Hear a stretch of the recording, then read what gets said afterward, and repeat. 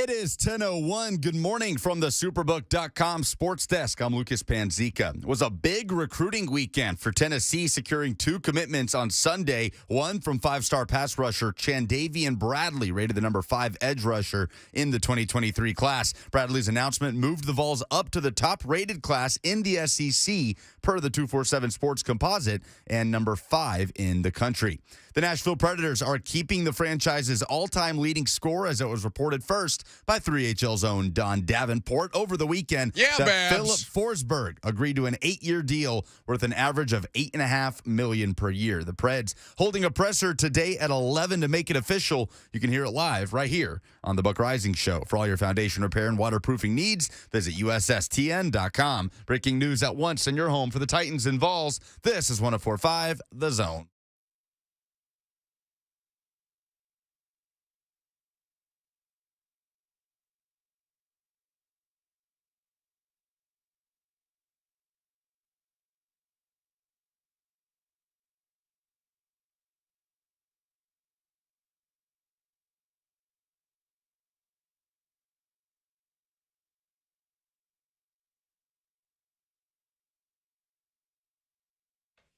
All right, feeling good on a Monday. Welcome into 104.5 The Zone. Hope you are having a great start to your week. Hope you had a tremendous weekend. We're happy to have you guys in for the next 3 hours. We're going to have a great show today. You, me, Lucas Panzica, Emily Proud, Rhett, Bryan, we're all going to have a fantastic show today. Jump in if you want. 615-737-1045. Preds fans feeling good?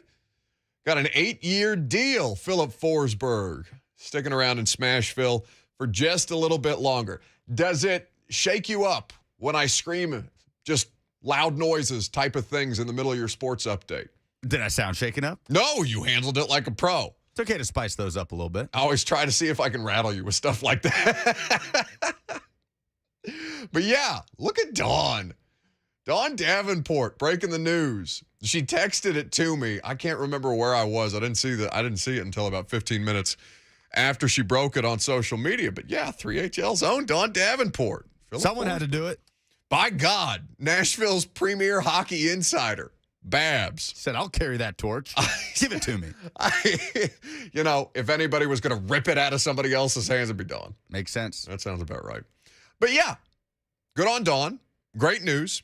$8.5 million a year on this 8-year extension for Filip Forsberg. We're going to carry that press conference live at 11 o'clock, right? That's going to be great. But in the world of local sports, my goodness, did the University of Tennessee have a weekend. So all the concerns, what were the 2 biggest issues for Josh Heupel once he was hired on the job? Not, understanding that there was an NCAA situation, that Phil Fulmer and Jeremy Pruitt and the executives and administrators at the University of Tennessee were trying to figure it out, trying to shuffle it along as quickly as possible to avoid any hammer that might be dropped on their necks. So Danny White comes in from UCF, and he has an exhaustive national coaching search. I believe those were his words. And then he landed with the guy that he was with at his last stop. It's Josh Heupel at UCF. So initially, you're excited because offense, oh, please God, please, somebody score touchdowns. Somebody look competent in a world of college football where it just seems so routine to be able to manufacture at least 30 points a game. So you're coming in, you have concerns about what that does to the defense, the lack of personnel. You've had attrition all over the place. And how is Josh Heupel going to replenish the roster? Because what was the knock? You don't recruit that well. And as I wake up this morning, check the headlines, Josh Heupel's got the number 5 recruiting class in the country for 2023. He's got 2 5-stars as of this weekend in Nico Iamaleava and Lucas, correct me if I'm wrong, Chandavian Bradley? Correct. Out of Missouri. An edge player recruiting on defense. This is something that we have been kind of sitting back and waiting to see how it happens. when do they actually see the momentum from Nico's commitment? Texas got it almost immediately after Arch Manning decided that he was going to take his talents to Austin in the fall of 2023. But we were kind of waiting around to see, okay, why isn't this happening? Is it just impatience because there's precious little sports news right now outside of, college athletics burning to the ground, but there'll be time for that another day. Why hasn't Tennessee seen this kind of tangible effect just yet? And then all of a sudden, in the last couple of weeks, they've been really knocking them down. So far in the 2023 class, as we mentioned, they landed their second five-star prospect yesterday afternoon. They got Davian Bradley, the edge player out of Missouri. You get a three-star linebacker, Jalen Smith, which fills a numbers need because it's just as much the depth that they need to keep up on defense or replenish on defense or build upon on defense, not just the top-end talent. I'm going to butcher the four-star tackle's name, Lucas. Help me here. Sham Umarov. Okay, slow it down. He goes by Sham. Sham Umarov? Umarov, I can do. Sham Umarov. He's a four-star tackle. Yeah, which Friday afternoon that came down. Substantial need. Four-star athlete Cameron Seldon, who if you're an offensive coach like Josh Heupel, you can find a lot of creative ways to get a player like that involved in some form or fashion. Hybrid, which is exactly the kind of thing that Tennessee is looking for, just general playmakers. So You're now up to 18 commitments, and of course, headlined by the number 3 overall player in Nico Iamaleava. Deebo Samuel, the comp that continuously comes up when discussing Cam Seldon. He's physically bigger, though, than Deebo, isn't he? He is bigger than Deebo. He's played a multitude of positions, but at Tennessee, you anticipate him playing wide receiver, and who knows what can kind of sprout from that in the offense of Josh Heupel. Raise your hand, unless you're driving, for a visual bit on an primarily audio medium. Although if you view with us on Facebook, YouTube, Twitter, and Twitch, you can physically see us. You can hang out in the studio with us. Put in like the little hand emoji. Yeah, unless you're driving, then 10 and 2. Raise your hand if you can tell me who has the SEC's highest-ranked class in 2023. Can anybody? Yes, you in the back with the big head. That would be the University of Tennessee. I'm sorry, that was me. No, it's okay. It's true. It's a fact. The University of Tennessee has the SEC's number 1 ranked recruiting class. Not Georgia, not Alabama. It's early. But apparently, Tennessee, after this weekend, Bradley, Seldon, Smith, Umarov, they have now jumped to the 5th overall class in the 24/7's sports composite.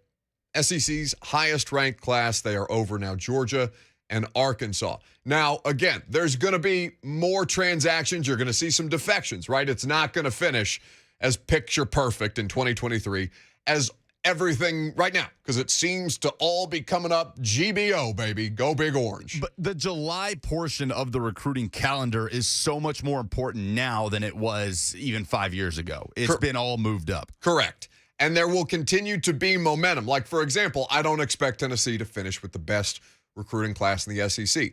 Georgia has, I think right now, 13 commitments? Alabama, I think, just broke double digits. They just got to 10 here recently. So you'll see some more stuff come down. But Tennessee is well-equipped and well set up, regardless of what may change here or there down the road, unless it's Nico.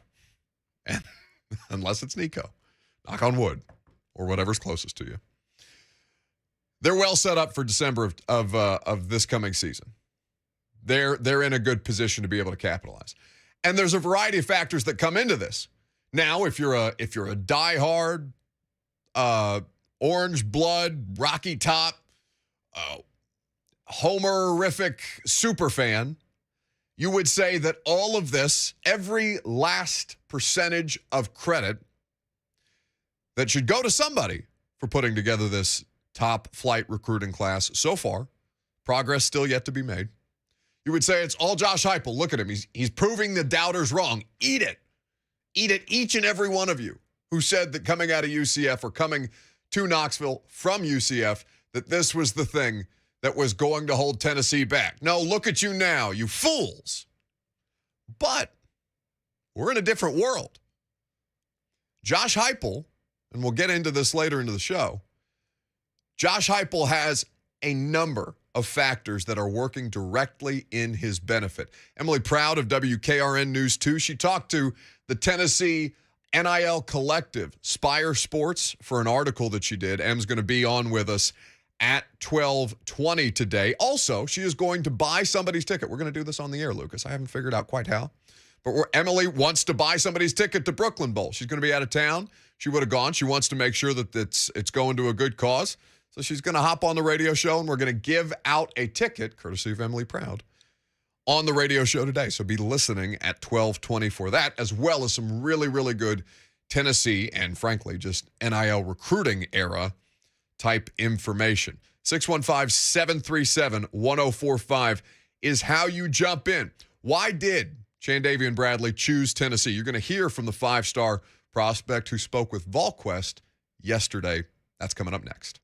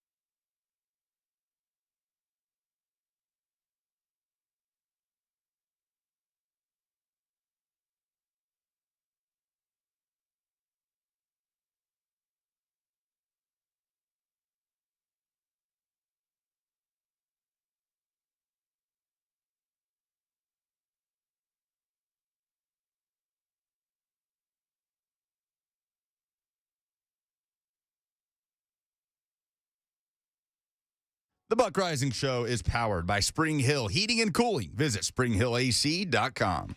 Hell yeah, it is. Spring Hill Heating and Cooling, keeping you in your comfort zone. It's going to be 100 degrees basically again for the next week. I can't deal with this anymore.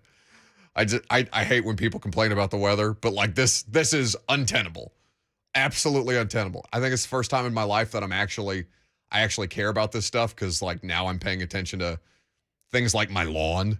Never in my life before did I care about like what my lawn looked like, and now that I've had just the slightest bit of landscaping done, I'm like, I will die before I let this grass die.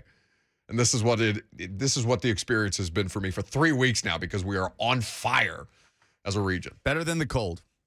Yeah. I would take this over a 25, 30 degree day every day of the year. All right. Well, you didn't come here for weather talk. You want to hear from the newest one of 2 5-star commitments to the University of Tennessee in the 2023 class, the edge player out of Missouri, who had everybody talking yesterday as far as local sports were concerned. Chandavian Bradley out of Missouri. He's the 36th overall player in the class, and it's an impact player off the edge in ways that we know Tennessee desperately needs. We know Tennessee needs to have a substantive answer to offenses in the SEC, to passing games in the SEC, because we know their defense going to be put in unenvious positions from time to time with the tempo, with a couple of 3-and-outs that stack up. Defense comes back out on the field. You need to have guys, and you need to have depth. And that's something that Tennessee has done well to put together over the weekend, including Bradley last night. So he did an interview with VolQuest. This is courtesy of their YouTube channel, talking about why UT and basically how much other prospects, including Nico, had to do with his commitment there. It was definitely and it was the relationship with all of them, but not on top of that, the relationship I had with other recruits and commits that are at Tennessee. So like I have a really good connection with Caleb Herring and Jack Luttrell, 2 of the guys that I talk to the most that are committed to there. They're 2 guys I talk to out of other recruits that I know of. Those are the 2 I talk to the most. And then even sometimes Nico randomly will call me. So like it's just the relationship that I've built with all of them. And then Coach Chop and Coach Eckler. I mean, Eckler is a maniac. He is one of the funniest people I've ever met. And he's always got this like energy about him that just sets him different. Coach Hype, me and him get along super well, whether it's us talking about football, talking about basketball, or just talking in general about everything else that's going on in life. Your family really comfortable with this decision? They like Tennessee a good bit, don't they? Oh yeah, no, I mean, their thing is like just make the decision that's right for you. And they were really big in harping on that. And I mean, I know how they felt about other schools, like how they felt about South Carolina and Texas A&M. I know how they felt about them, and I took everything, their goods, their pros and their cons, from that. So that is Bradley speaking yesterday with Austin Price of VolQuest after he announced on social media his commitment to the University of Tennessee as a second 5-star recruit for their 2023 class. So you hear that, and it gives you all kinds of good feels, right? Warm and fuzzies, because you've got recruits begetting other recruits and a good relationship, clearly, or at least the effort. And I'm sure that's common, especially with social media, where guys can just, commute. It's as simple as sending an Instagram DM, right? It's like AIM, but with access to anybody. So I'm sure it's just kind of expedited in the last couple of years. But it's the idea, hey, who of my buddies that I've been in a bunch of these camps with, let's just go ahead and build a super team. It's like the NBA. If it works properly with NIL, and listen, there's got to be money to go around, and players, or rather programs, who have the kind of boosters and financials that can accommodate things like that. Because it's not just about, hey, come play with me, bud. We'll have a great time for the next 3 years, and we'll all go to the NFL together. It's about, okay, that sounds fantastic, but also, what do they got? monetarily? Well, what's the biggest NIL sponsor at Tennessee right now? Do we have like a company? Do we know that? No. Because they're not public. We have the collective. Yeah. Like I see Jordan Beck standing outside of like Raising Cane's all the time, like perpetually. The only pictures he posts on his Instagram are pictures of him in front of a Cane's. Yeah, I haven't seen any major business deals like that at Tennessee, right? You've got Texas players driving around sports cars. I mean, Kool-Aid, the DB down in Alabama, is signed with Kool-Aid. At Tennessee, you had Alante Taylor doing the cookie sponsorship with the local cookie shop every time he got an interception. But apart from that, I haven't seen any big, corporation sponsorships, whether it's a dealership or a widespread fast food chain. It's largely come out of this NIL collective, a lot of which is paid for by fans too, by the way. So we'll talk to Emily Proud. She spoke with Spire Sports, the Tennessee NIL collective that is doing a lot of work on behalf of the university in this department. Because I'd be curious to know, like, are these opportunities just kept kind of hush-hush, or is, for lack of a better term, the crowdsourcing at Tennessee at kind of like equivalent with having one of these big corporate partnership type of deals? It's a fascinating era to kind of be caught up in the middle of, and how Josh Heupel and his staff continues to go about this. I laughed when I heard Bradley there, Chendavian Bradley, talking about Mike Eckler is a maniac, just an insane person. That was Will Compton's strength coach at Nebraska, right? We've been looking for a reason to bring Will in here. I've got to bully him into showing up at the bowling event on Saturday, or rather on Wednesday. Let me not do that. On Wednesday. Next Wednesday. 7:20 at Brooklyn Bowl. Tickets available now at 1045thezone.com. By the way, 10 tickets by the end of the show. 10 tickets sold by the end of the show. You guys, we set the goal at 8 on the air on Friday? On Friday we did. You guys hit it 8 on the nose, all right? So I'm going to push you a little bit. 10 tickets for the church at Mount Carmel and their free summer youth program that they put on to help keep people basically busy, to help keep kids who don't have financial resources or don't have the financial support system to do so, to have things to do during the summer. They put it on. They do it for free. They do it solely off donations. So we're raising money for them. So 10 tickets by the end of the show today, 1 o'clock. And I will have our great promotions director, Rich Ferris, update me. And we will report back tomorrow because I can't get those results in real time. And you're not only contributing to a good cause, but you also get free bowling for 3 hours, free food, free drinks, raffle tickets. Look at you. It's like we've been plugging this for a week. How long, put it on the poll, how long do you think it's going to take people? We're looking for creative ways to tell people about this event. Emily Proud's going to be a part of this too later on in the show. Like I said, she's going to buy one of you guys a ticket. We're going to do live on the air. It's going to be a great time. So we're trying to find ways to not wear you down about this, but to get you motivated for a great cause. So 10 tickets by 1 o'clock, I believe in you. So kind of looking at Chendavian Bradley, I mean, what does this mean for Tim Banks' defense? Now, obviously, we're projecting. And what we're looking at this point is a situation that you feel okay about Josh Heupel right now. They ended up in Josh Heupel's first recruiting class at Tennessee, ended up 23rd overall for reference. So that would have been the 2022 recruiting class. And the transfer portal situation has been underwhelming. I know you and Will Bowling talked about this a great deal while I was on vacation for a couple of days in the last couple of weeks. What do we have any kind of, I mean, I know they don't necessarily have availability right now, but like, do we have any kind of explanation as to why there's not more momentum transfer portal wise?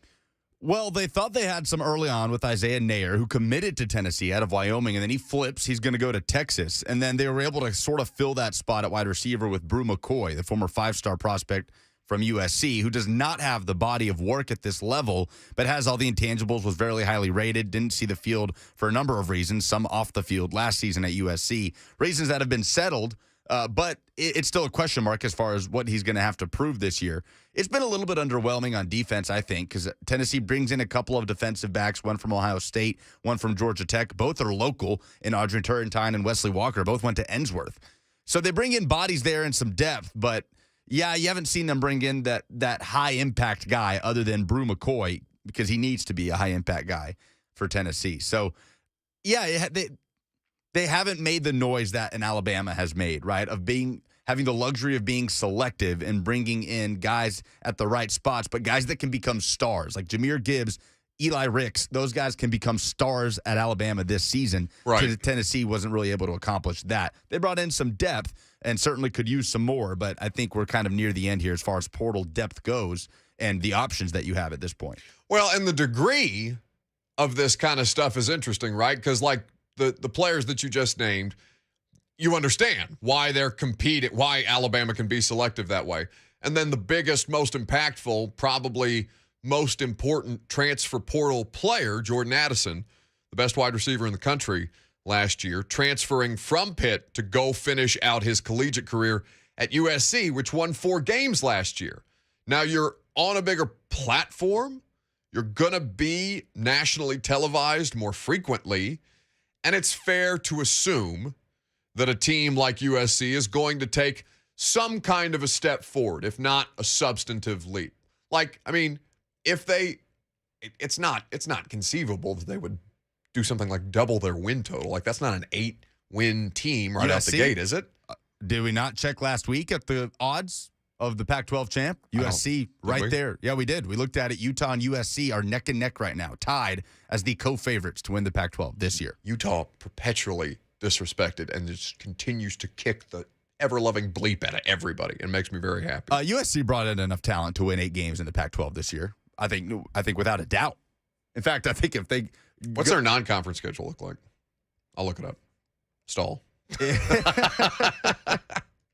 No, I mean, the expectation on Lincoln Riley is going, especially now with the sense of urgency of only having 2 years left in the Pac-12, will be to compete and win the Pac-12 before you get out of here. USC fans are probably looking at Lincoln Riley right now saying, you better win this thing before we leave. You don't want to leave the Pac-12 with whatever the drought. I guess they won it in 2020. If you want to count that, the COVID year where they played like 4 games. You're right. But so the pressure is going to be on for him to win the whole conference within the next 2 years. Rice and Notre Dame are the non-conference opponents. So, yeah, I mean, theoretically, I'd be curious to see what Notre Dame looks like throughout the course of the season as well. Just kind of the different factors and how many different factors can go into a player's decision to transfer, right? Lucas laid out the case for Alabama, if not an obvious case to be made for the University of Alabama, right? Proven track record of success, high-level coaching. You are going to get the most opportunity to play on the biggest platforms in the college football space. And on top of that, you have the most successful program when it comes to producing professional talent. Basically, this generation's Miami Hurricanes, the way that they used to crank them out down in South Florida. At USC, right? You're going to Los Angeles. Unclear the NIL situation. I haven't seen any kind of big corporate sponsorship deals, even though I would assume that those things exist. And obviously a historically great program that's got a lot of buzz around it and is looking to and has probably reinvigorated a lot of people whose attention span had kind of waned throughout the course of the, I always forget his name, Clay Helton tenure. I think that's the most disrespectful thing I could do to Clay Helton is just be like, I cannot for the life of me remember a coach's name who was at one of the most famous programs in college football. And it happens to me every time we talk about USC. But kind of looking at this from Tennessee's standpoint, man, you have to feel good about not just Heupel and in addition to the recruits who are out recruiting more of their buddies to come and play at a place that seems to have a lot of forward momentum. I think it's as much about the era that you've got Josh Heupel in, that you've got the University of Tennessee in, because I think the case study for this, and feel free to push back on me if you think that this is an inaccurate or incorrect, misguided even assessment. 615-737-1045. I think the blueprint for Tennessee is what Miami's doing, right? Miami having gone out now after Kirk Herbstreit kind of lit them up on national television saying it just doesn't seem like the administration, I'm paraphrasing, but just it doesn't seem like the administration cares to put the time and effort and finances into making this a successful football program yet again. Doesn't seem like that's there. And all of a sudden somebody flipped on game day and was like, oh, Okay, we can do that. Mario Cristobal, what is it, $9 million for one of the most heralded head coaches who was going to be available for another university? Went out and got him. Now you've got big money boosters pouring finances, pouring capital into the ability to get recruits, players, whether it's basketball, football, everything in between, to get, is it the Life Wallet guy, John Ruiz? Is that Ruiz. the company? Mm-hmm. Life Wallet. So he's out here just dumping Life Wallet's finances into the Miami Hurricanes program and kind of supercharging this. Now, I don't think you necessarily need a booster as loud as John Ruiz is about the idea that they're signing kids to contracts in ways that you would think he's Pat Riley with the Miami Heat. I think a lot of other programs are thankful he's as loud as he is. Oh, hell yes. Yeah. Hell yes. Nick Saban and Jimbo Fisher kind of have a squabble out in the street, get the college football world looking a little too closely at what Alabama may or may not be doing, what Texas A&M may or may not be doing. And all of a sudden you got a Miami booster, loud, from a program with a massive persecution complex, and a guy who just wants to be associated with bringing the U back, right? He wants to be the bank account that brought Miami back. Well, what is that going to attract along with recruits? It's going to attract, one, people who are going to try to take advantage of the athletes, and two, it's going to attract the attention of the currently toothless NCAA. But I bet they find a way to worm some kind of punishment or restriction or something like that if they find there to be improper practices within the way that Miami has gone about this, outside of just being loud about it, which is kind of uncomfortable in this current age of college athletics. With Cristobal, you had this combination of a guy who has built his entire coaching career on being a relentless recruiter. Oh, by the way, they are kicking ass. Yes, it's been his biggest strength of his career for his entire career. So that's what he brought to Miami, along with now the monetary resources that he has at his disposal. So it shouldn't be a surprise to anybody that Miami is picking up steam on the recruiting trail. With Heupel, you have every element of the resources that you need. He just didn't have that established precedence as a recruiter throughout his head coaching career. Whether he was at programs that it was tougher to recruit at, I don't know. You could argue UCF should be at the top of the AAC year in and year out. But it wasn't there. That body of work wasn't there for Heupel. That's why it was a question mark. Whereas for Cristobal, it was more of a question about Miami than it was about Cristobal. So theoretically, Tennessee's found the thing that can help them make up the gap, right? If Josh Heupel's not a top flight recruiter, okay, we got a big old Power T brand. We're gonna slap on everything. We're gonna push this thing to the moon, baby. Feels like 98, except it's real and it's on T-shirts everywhere, and it's something that people associate with the kind of power that I think that the University of Miami still carries a little bit. Now, there are documentaries times 1,000 of the U and the greatest moments of Miami, because it was a little more recently, all over things like ESPN. It's a great marketing tool, especially in a time like this. But Tennessee has a lot of that at its disposal. And so what do? If you don't have the above average coach at everything across the board? Now, Cristobal more than likely has some limitations. I think to look at Justin Herbert in college and for there to be any question whatsoever about what he was going to be at the next level, I think that's something that's going to be held against Mario Cristobal as a developer, if not a recruiter. But if you can't make up the ground recruiting at the highest levels, well, then you can have your brand help recruit for you. And that's the kind of thing I think can put Josh Heupel in a better position than he might otherwise be. And your staff. Who is right now carrying the torch as far as Tennessee assistants go in bringing in these prospects? You look at... It'd be Rodney Garner and Mike Eckler, right?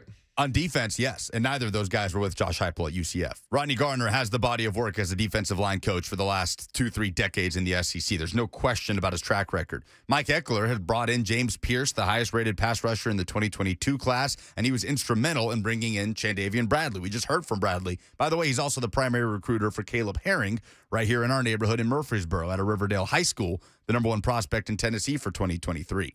So it's as much the staff, I think, as it is the resources, because you have to be able to utilize those properly. And Mike Eckler and Rodney Gardner have done that on the defensive side. And obviously the offense should speak for itself. I've just been fascinated at the balance that Tennessee has gotten offensively and defensively as far as the big-time prospects go in this 2022 class. Now, there's something you said there that I think is pretty interesting. The coaches, the staff, versus the resources. We're going to come back to that in the noon hour. Emily Proud is going to be here. So let's table that thought for the moment. Filip Forsberg, we're going to carry his press conference live at 11 o'clock. He's fresh off his bachelor party, but also fresh off an 8-year, $8.5 million average annual salary. It's going to keep him in Smashville for the foreseeable future. We got Rhett, Bryan in the second hour coming up as well. But in the meantime, there's been some news as far as NFL quarterback movement is concerned. We're going to give that to you coming up next.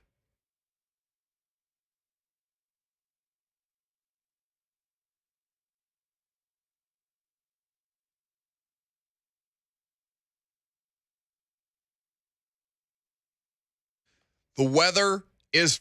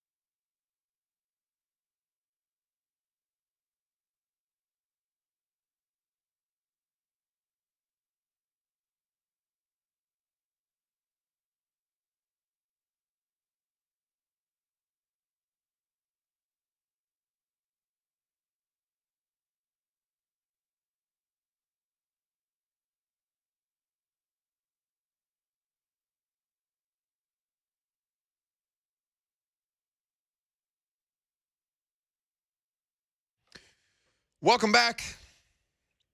Filip Forsberg's press conference from Bridgestone. Is it from Bridgestone Arena? I believe so. Is that where their practice facility is? I have no idea anything logistically, Preds.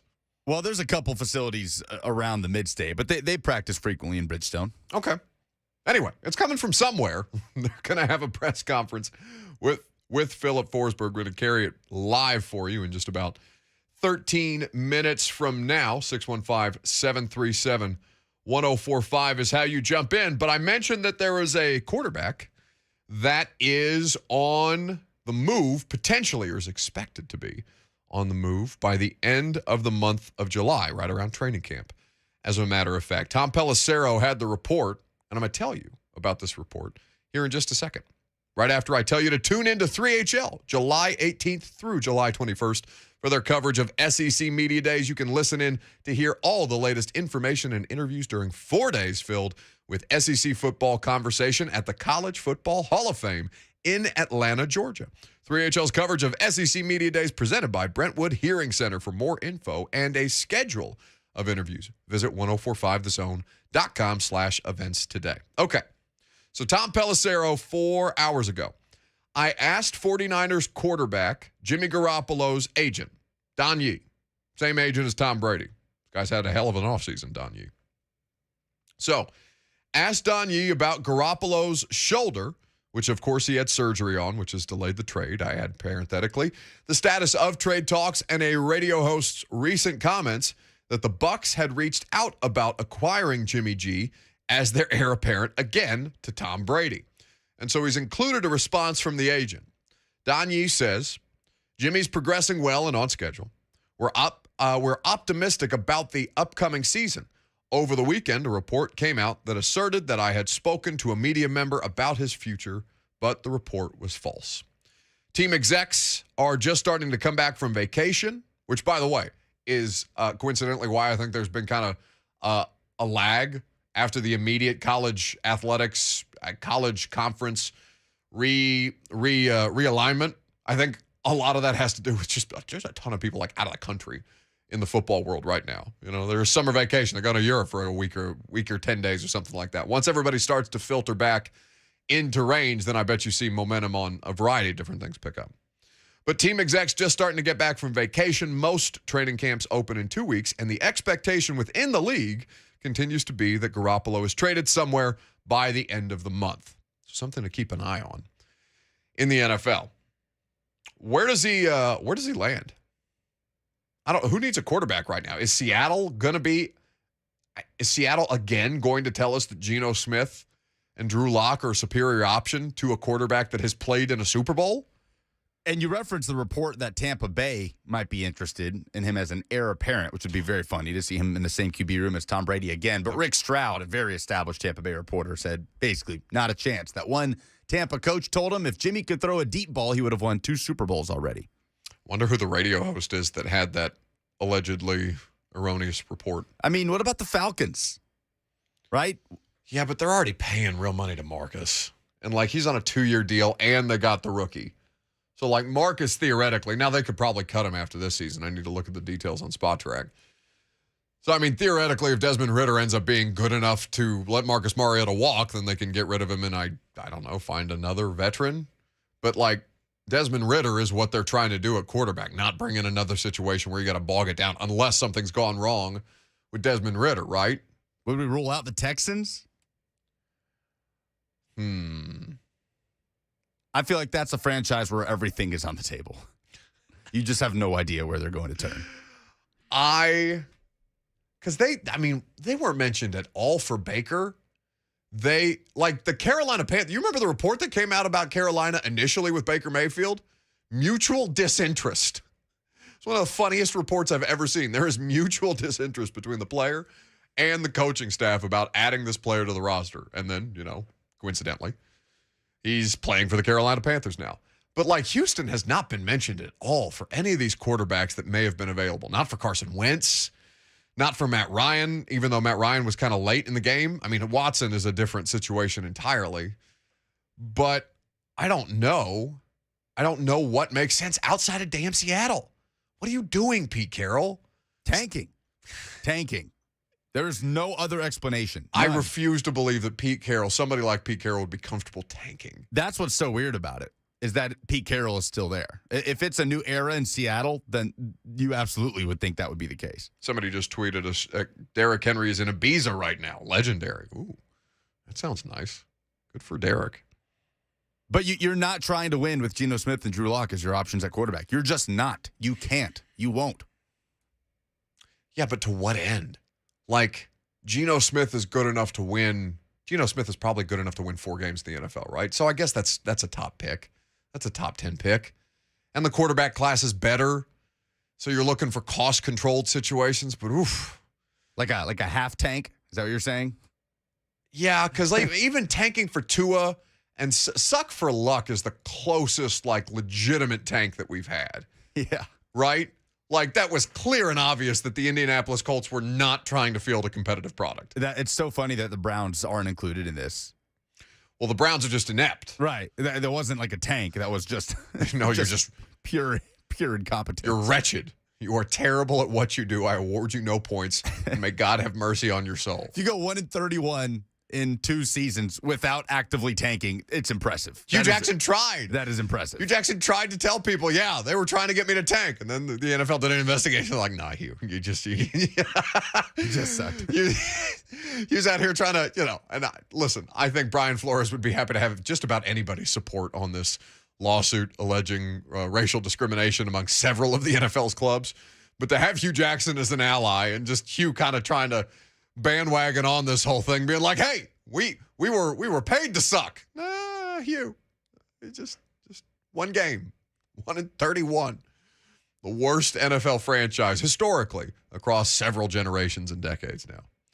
But yeah, Curtis Painter with the suck for luck, and the Titans lost to them that year. Lost to them at the end of the season. Oof. What a long way that you've come. 615-737-1045 is how you jump in on the conversation. A reminder that we are selling 10 tickets to the 1045 The Zone Brooklyn Bowl Split Happens Bash to raise funds for the Church at Mount Carmel's Youth Summer Camp. They do it all off donations, and we are excited to be able to throw a party for a great cause. If you purchase a ticket by the end of the show today and send me a screenshot of it, you can DM it to me, you can tweet it to me, @BuckRising, whatever you want to do. If you send me a screenshot of your ticket purchase, you're already getting 2 free rounds of drinks. I will buy you a round of drinks if you send me a screenshot. Lucas has advised me against doing this. I feel that I need to do this for a good cause. It's your money. I mean, listen, people, we're already trying to motivate them with free booze.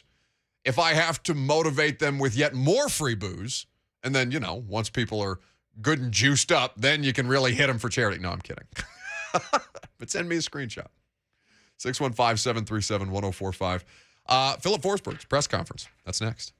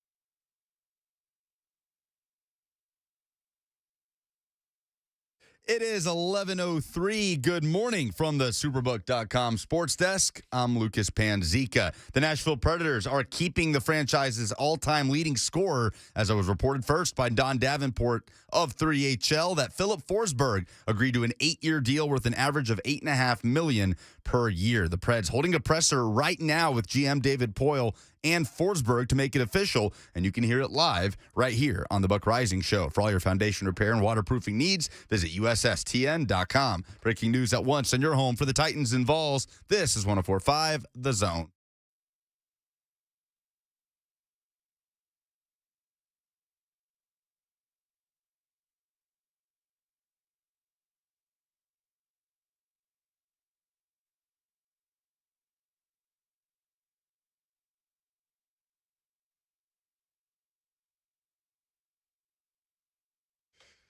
Second hour off and rolling on this Monday.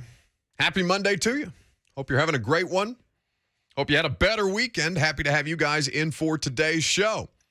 I know Phil Forsberg had a fantastic weekend, not just because he's on a bachelor party in Europe, but because he signed a new 8-year contract extension over this weekend. He's currently meeting with the media via Zoom right now because he's still in Europe. So let's go live to Filip Forsberg in the Nashville Predators press conference. Legacy. And I think legacy is, what you do on the ice, what you do off the ice. And Phil has certainly already done a lot of that in both of those areas. But with this next 8 years, Phil should certainly be, as what I like to call, a legacy player with our franchise. And, similar to what Pekka Rinne did and here both on and off the ice, and what we all see now what Roman Josi is doing, both on and off the off the ice. So as I said all along, we never had another plan. Our plan A, B, C, and D was from the beginning was to this offseason was to sign Phil. And I think by checking that off the list and adding an excellent defenseman in Ryan McDonough before the draft, I feel we are a better team than how we ended the season. So, Phil, congratulations. You and I have talked a bit in the last month or so through these negotiations. I appreciate how you handled the situation, and we never varied from wanting you here, and you never varied from wanting to be here. So congrats to you, Phil, and I look forward to working with you in the next 8 years, and let's see if we can accomplish something really good together. That's it for me, Nick. Thank you very much, David. We'll open it up to questions now. If you could please just let us know who your question is directed to. That would be awesome. We'll kick it off with Zach Gilchrist from Preds.com. Hey, Phil, congrats on the contract. As David was kind of saying, there's been a lot of speculation and a lot of noise around this for a pretty long time. So how does it feel to, have that finally signed and be able to kind of look forward to staying in Nashville? It feels great. Obviously, we're very excited. Me and Erin and the rest of my family, her family, we're all, like I said, we're all very excited to continue this journey together with the team. We, like I said, like David said too, we've been working really hard for a little bit of time now to get to this point. And obviously we're very excited, very, very happy with how everything turned out, and looking forward to get to work right away. Chase McCabe. Yeah, I'd actually like to hear from both of you on this, but Phil, I'll start with you. David said that negotiations took a little longer than expected. Was this process maybe more difficult from your seat than you had expected going in? A little bit. I guess you can say yes and no. I think, like I said, it's a big deal for me. It's a big deal for the team. It's one of those things that you need to get right, and those things do take time. I think obviously my agency has been very experienced with dealing with this, and so has David and the rest of the management. So I think everybody knew what steps had to be taken, and at the end of the day, we reached the result what we wanted, and it's a very good feeling. Yeah, I think I said that, Chase, too. Again, these are complicated negotiations, and there's things that you don't know, like things that we might be trying to do, and one thing might affect another thing. But I really think the bottom line, the most important thing on this, of course, we got it done, but I don't think either side varied from wanting to be here. Again, like I said, we didn't have another plan, and I Philip can speak for himself, but in any discussions I had with him, we had things ironed out in the contract, but nothing about oh, I'm going somewhere else or what have you. So all in all, it's over. I've been in a lot of these, unfortunately, over the years. And Philip, the next time we have to talk about this, if you want to play into your 40s, it'll be a while off. So I think we're all good. All right, we'll go to John Glennon next. Hey, I wonder if both of you guys maybe could address this, and I know you probably can't get into too many details, but is there one or two things maybe that helped you guys cross the finish line, so to speak, after several months of negotiations? I'll go again. It's sort of the same answer all the time. It's complicated. There's different things. We're dealing in a cap world or what have you. You have various and different ideas, and it just took a while. I mean, Philip, you can speak, but I always felt that we were going to get it done. Again, I wish my life, there's a lot of things I wish that came in a little bit faster in a different form, but I think the most important thing is here we are today and we got it done. Yeah, personally, I agree exactly with that. There was never any doubt that we wanted to come back, and yeah, it just takes time. I mean, there's different certain circumstances with everything. David's got obviously a whole lot of other dudes that he has to talk about and think about too. So it's not that we can just leave those guys. It's been an ongoing process, but I think it's been a good process from day one all the way until now. Thank you. We'll go to Robbie Stanley. Hey, Philip, congratulations. I'm just curious from your standpoint, how important was the direction of the team and just the direction you feel like you guys are heading as a group in your decision? It was, it's up there. Probably, honestly, the most important thing, because at the end of the day, you turn 28 this summer. You want to achieve things. We've been close. We've had a really good team over. I've been lucky enough, obviously, played in a lot of really good teams here, but we still haven't taken that final step. And for me, I mean, you look at the team and the moves that was been made in over the last few years, and obviously the season we had last year. I think this team is trending definitely in the right direction, and that was a huge part for me. Like I said, in my age, you obviously can't take anything for granted. I'm not old, but I'm also not a rookie anymore. So you need to do everything you can and surround yourself with the best possibilities to win, which goes on the ice and off the ice. And with this decision, I feel like we've done that. I mean, this team is trending in the right direction. And like David mentioned, bringing Ryan McDonough on board, who's a player that clearly has done exactly what we're trying to do in this team and been a key part of it too. I think that's something that we definitely can build on. And it'll be very, very exciting to have him alongside us this year. Thank you. Jared Stillman. Yeah, David, help me understand. So you said at the press conference after the season that you did have backup plans B, C, and D, but then said that your only plan here today was to sign Phil. Was that all just posturing as for a possible deal, or what went into that? You know, his agent listens to everything I say, Jared. I mean, yes, I was just posturing. I mean, again, that was the plan all along, was to sign Philip. Philip knew that, his agent knew that, and we just had to work through some things. Thank you. Go to Alex Stardy. Yeah, Philip, congratulations. Listen, you've been pretty out there in the public eye over the last few weeks, CMA Fest and sporting events and all that. I was curious from your perspective, what has it been like? What have you been hearing from the fans during this whole time? And are you kind of glad that that's over?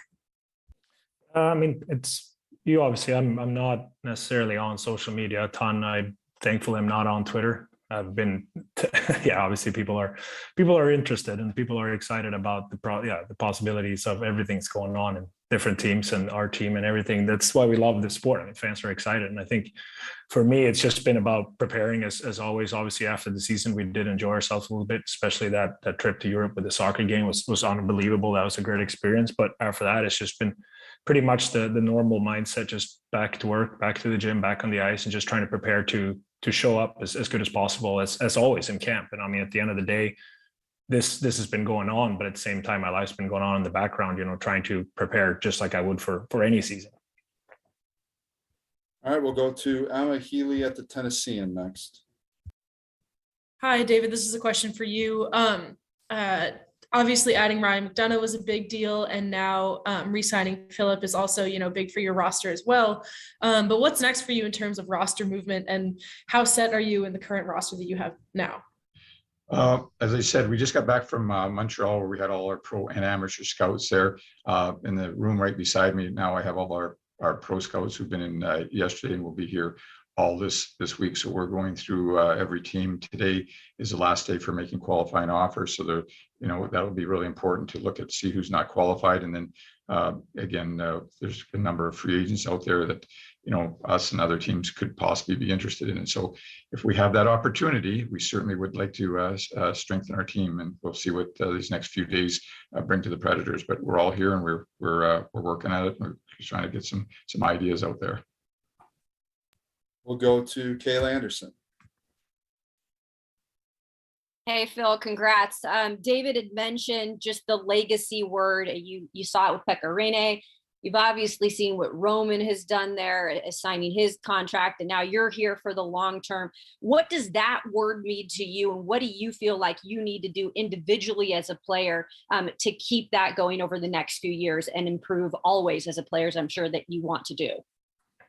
Yeah, for sure. I mean, obviously, it means a lot. I've only played for this franchise, and now it looks like that would be the plan for the rest of my career. I mean, obviously, I don't think I'm done at 36, but we'll see.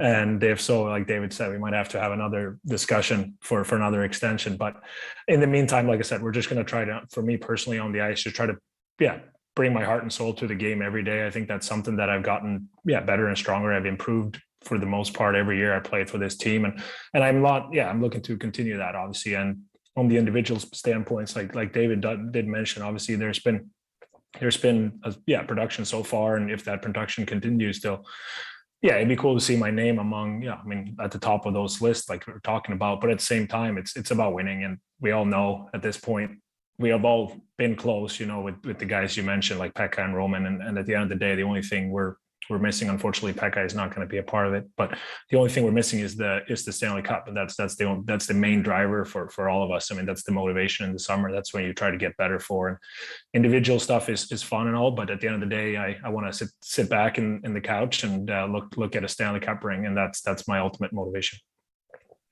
Go to Chris Harris next. Yeah, this question's for Filip. First, congratulations. And secondly, this is kind of piggybacking off of Robbie Stanley's question. In your talks about, the team trending in the right direction and looking towards the Stanley Cup, was that part of your negotiation at all, wanting to make sure that certain steps were taken, Phil?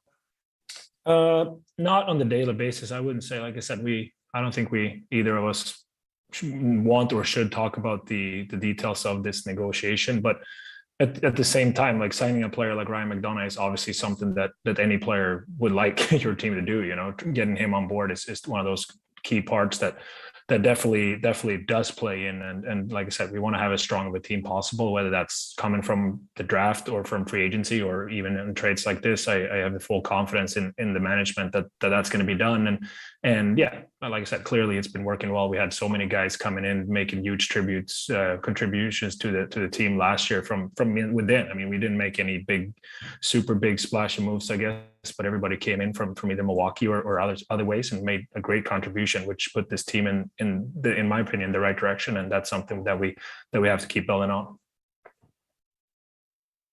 We'll go to Steve Lehman. Question for both of you, if I may. Phil, first off, congratulations.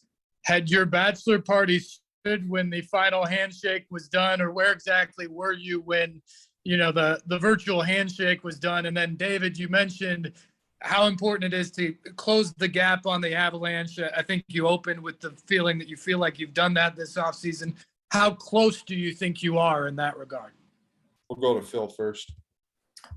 Yeah, I mean, it's been a busy week. Let's put it that way.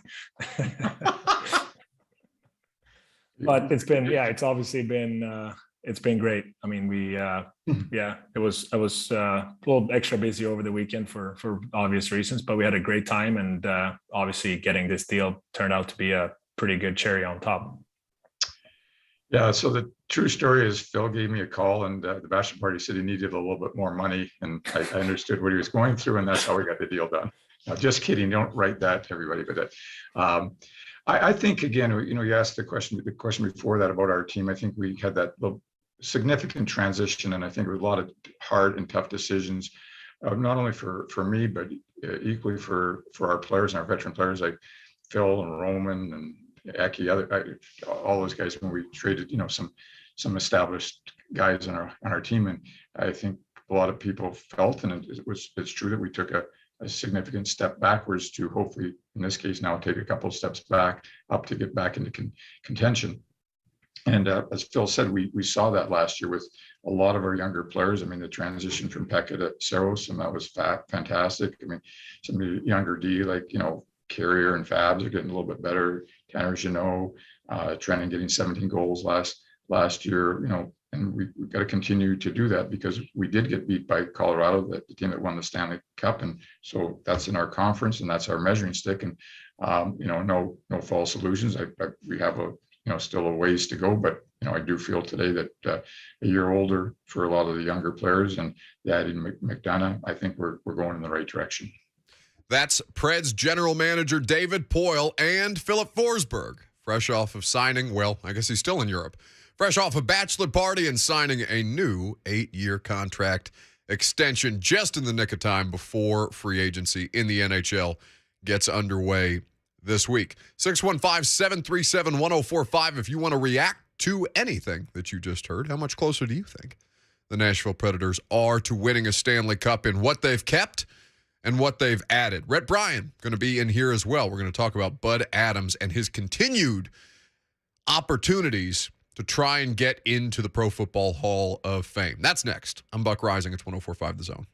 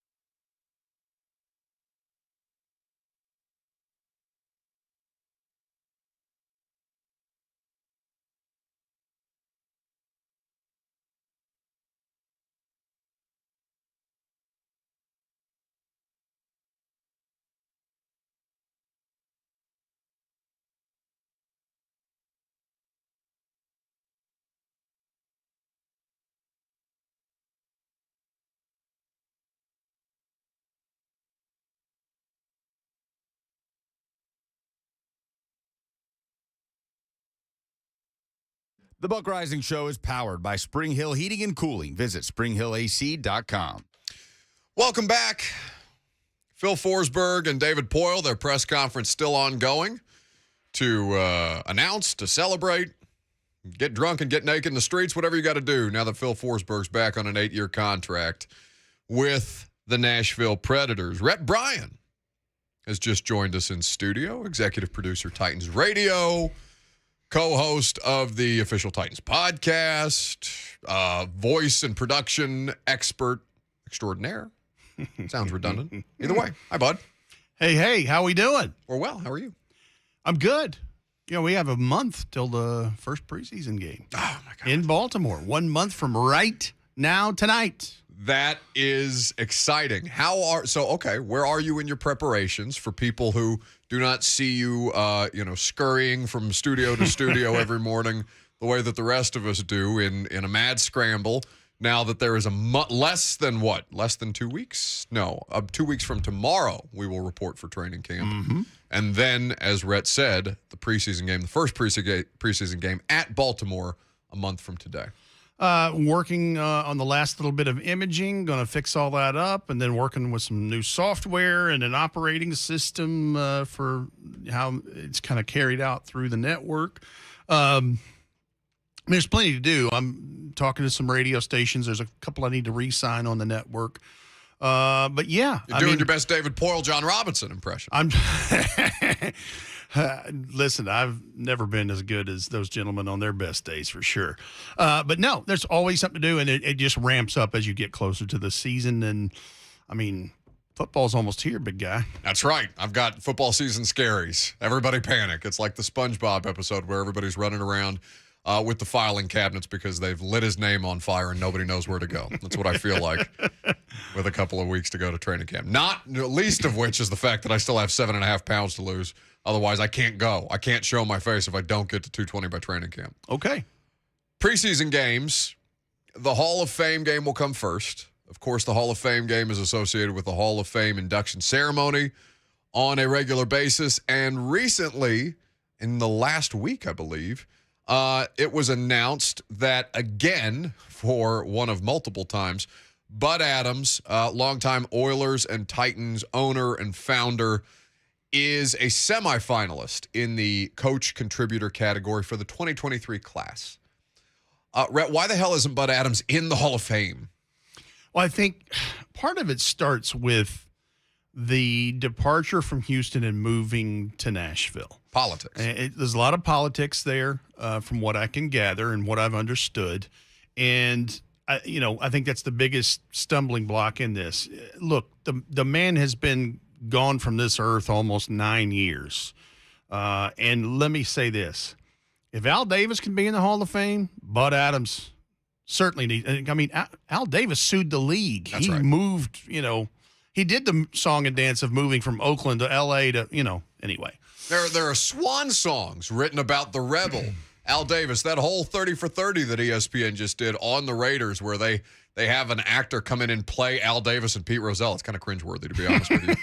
But Al Davis is one of these AFL guys who has been immortalized over the course of 50, 60 years of the last couple of decades of professional football in some form or fashion.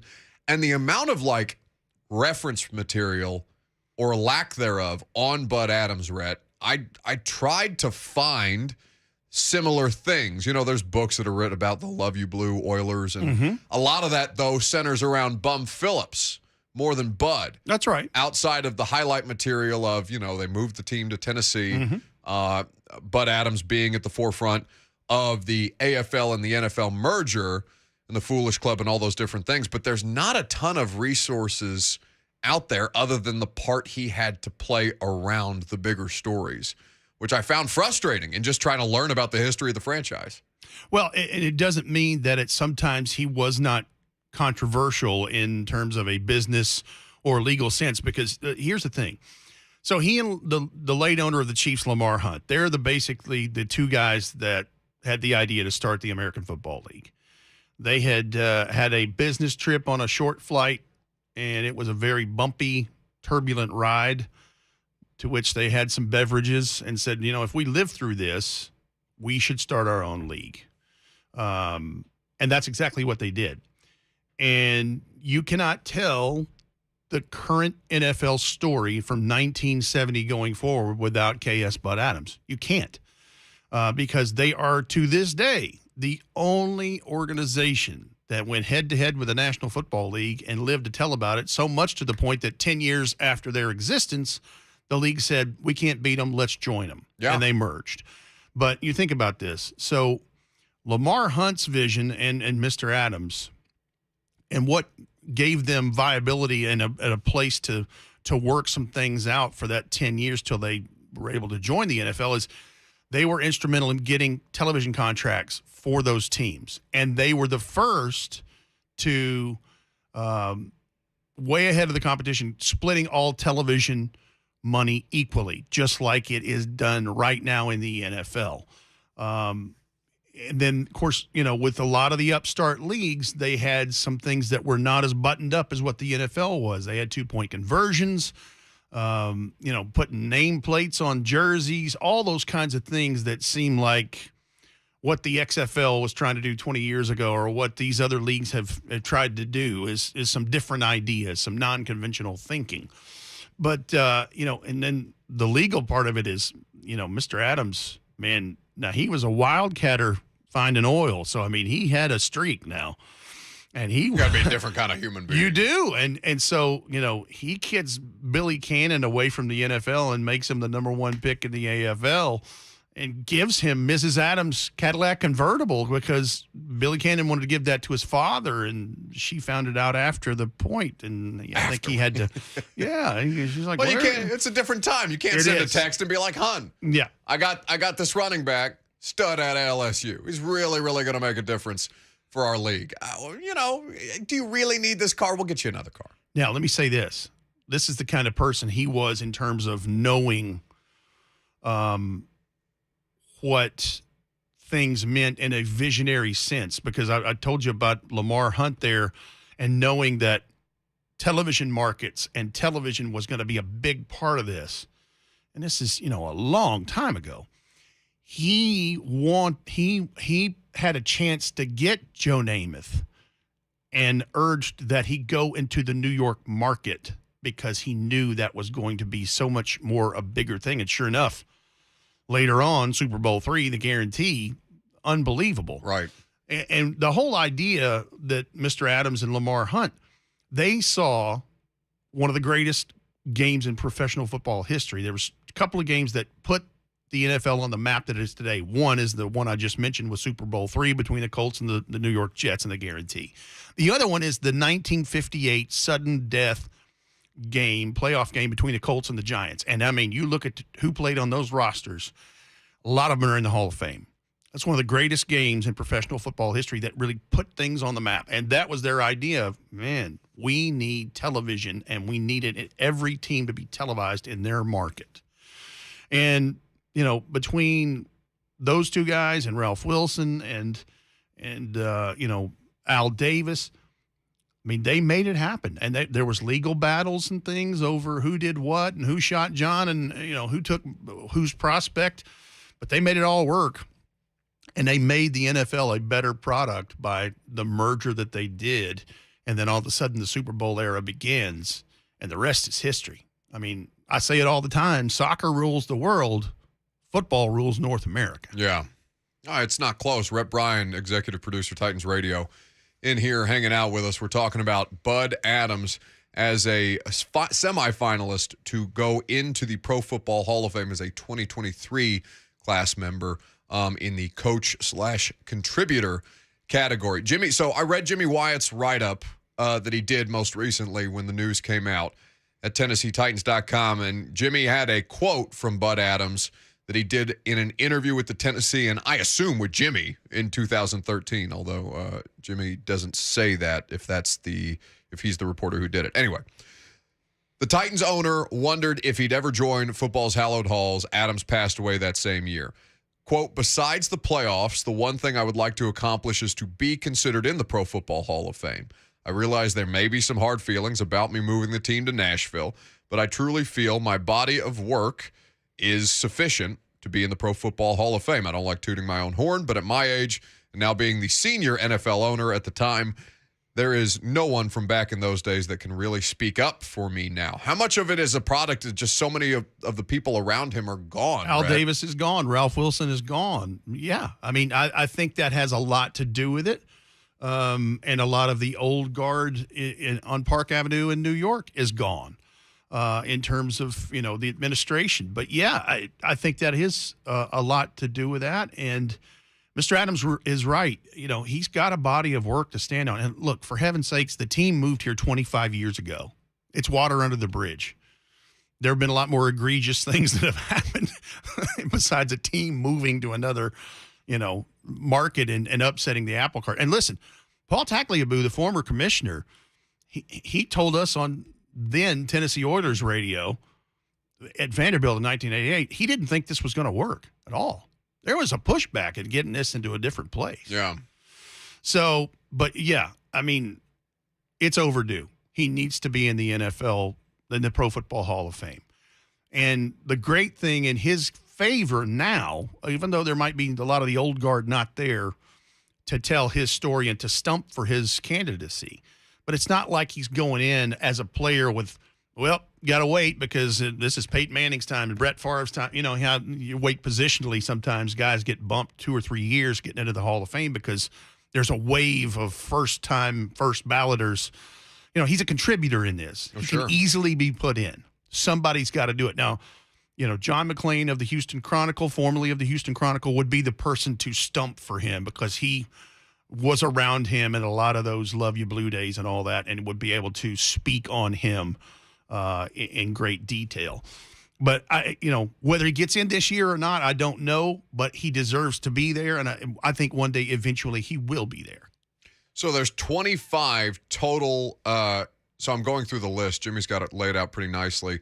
29, coach contributor semifinalists, of which Bud Adams is one of them. C.O. Bricado, who's a scout, was a scout for 40-plus years with the Houston Oilers, Tennessee Titans. And I think this is a part of the new procedures with the Pro Football Hall of Fame where there's some other contributor categories as to how C.O. Bricado is now eligible for that. I think that's something that came out just a couple of weeks ago. That's who who the Titans draft room is named after. Correct. For those of you who have not had the opportunity to go to St. Thomas Sports Park for any particular reason. So this is something that's going to be interesting to monitor. And certainly, there was a really good thing that I watched in kind of trying to prepare for the show. I did primetime on this the other night. Wasn't sure necessarily how it would do because internet history lessons are not things that people usually gravitate towards.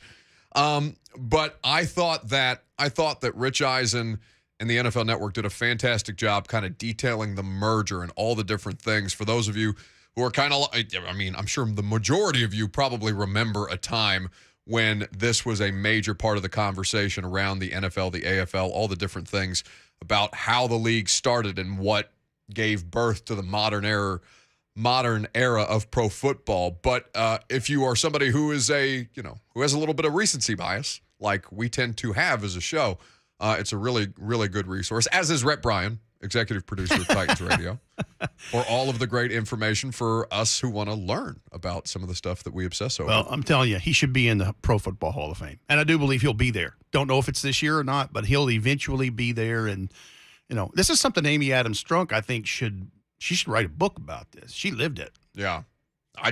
Any more information we can have on something like this, I find it to be a fascinating topic. Sure. Thank you, bud. Yes, sir. That's Rhett Bryan, executive producer, Titans Radio. Check out the official Titans podcast and all of the great products that Titans Radio produces. 615-737-1045. When we come back, there is an entanglement situation in the NFL. Lucas has been fighting me on this all morning. We're going to talk about Zach Wilson next.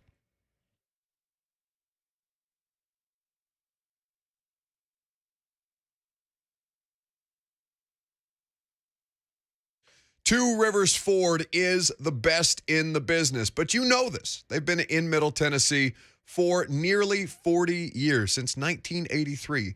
As a matter of fact, Two Rivers Ford has been the place that you go for quality American-made Ford vehicles, even when it seems like everything is hard to do these days. The best news that I've got for you is that one thing is still easy. That's buying a vehicle from Two Rivers Ford.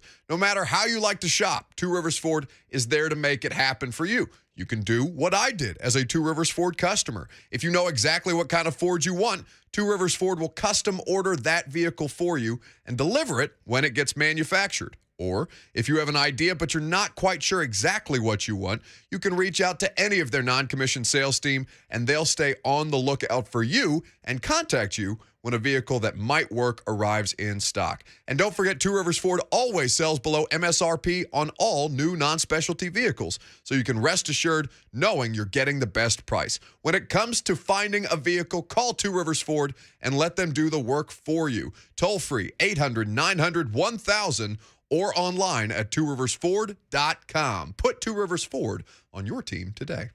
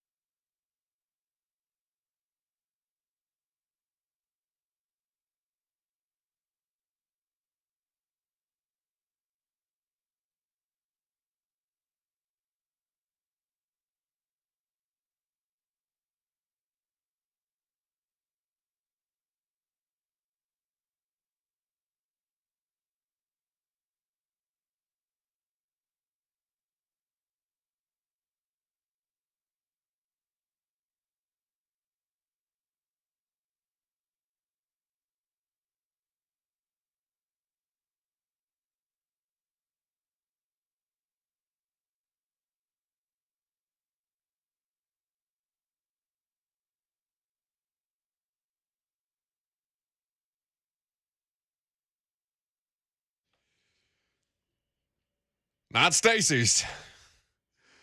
Goodness. What a whirlwind yesterday was. Now, when I told Lucas that I wanted to talk about the Zach Wilson story, I heard an audible sigh on the phone. What's wrong with you? Did you? Yes. I could feel, it's like when I told you we're going to talk about Titans basically for 3 weeks of OTAs off one practice that's open to the media for 20 minutes.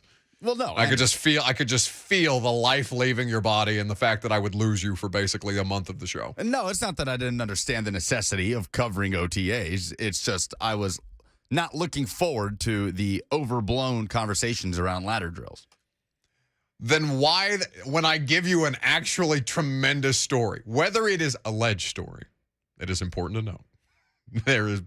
In fact, this is the most serious journalism topic that I can think of anybody in the NFL to need to be spending their time on. I need all of our insiders everywhere, Schefter, Rappaport, get them now and try and get them to figure out whether this is true. Zach Wilson's ex. So, the quarterback of the New York Jets. The quarterback who had, 9 touchdowns to 11 interceptions last year? Correct. The quarterback who, with 0 wins to that point on his resume, was able to beat the Tennessee Titans in New York. I know. I was there. Zach Wilson. He had what would you call this? I don't even know how to describe this for the audience. Do you think people understand the reference when I say entanglement? Like the Will Smith, Jada Pinkett Smith thing? Where she's talking about having an affair not having an affair, but just basically an open relationship. And the camera pans to Will Smith because for some God knows why reason, they decided to get in front of cameras and talk about their open relationship. And so it was described as an entanglement. Zach Wilson is currently in an entanglement. His ex-girlfriend is accusing him of sleeping with his mother's best friend on Instagram. The jokes on the internet, I have never, or at least I can't in recent memory, think of one moment where we all collectively got online and laughed out loud at a story of this proportion. Because his ex-girlfriend is dating now his college roommate, Washington Commanders wide receiver Dax Milne. Milne? I think it's Milne. Milne. Either way. So, you know, how trolls get on the internet. Somebody jumps in the comment section of the picture between Dax Milne and the ex-girlfriend of Zach Wilson, and calls him it's not a jersey hopper, a homie hopper, a term that this is how I know that I'm getting old. That's the first time I've seen homie hopper in my life, and made me laugh out loud. So they comment, the troll does, on the Instagram page, because she's just gone from Zach Wilson to his college roommate who now plays for the Washington Commander football Skins. Have I lost you yet? I think you lost me at hello. In a since deleted comment from TMZ, the ex-girlfriend said that Wilson was sleeping with his mom's best friend. That's the real homie hopper. Laughing face emojis, and now she's deleted the tweet. Or the comment.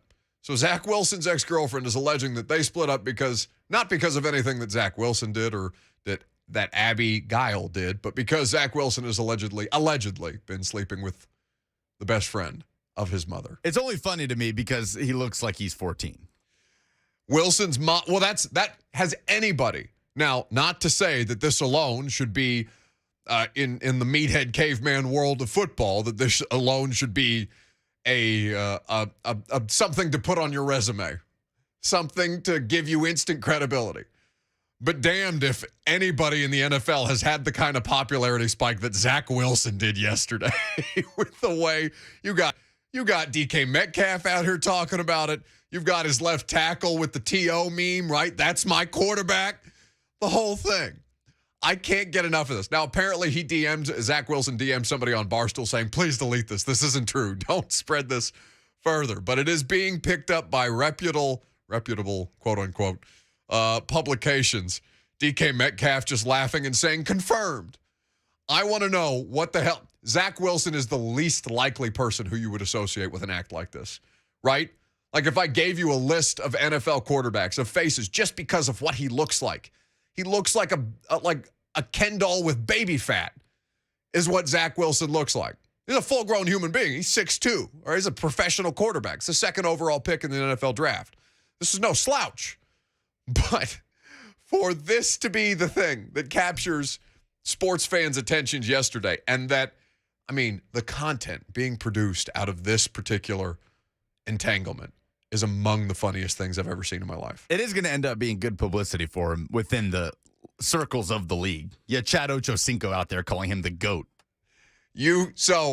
And all the Cougars jokes, because he played at BYU. Yeah, too easy. All the Cougar jokes. It is unbelievable. Now, I feel terrible if this is true and his mother is having to deal with this, and the friends, whatever the friend group that the mother has is trying to deal with this. Like, I'm sure this is a nightmare.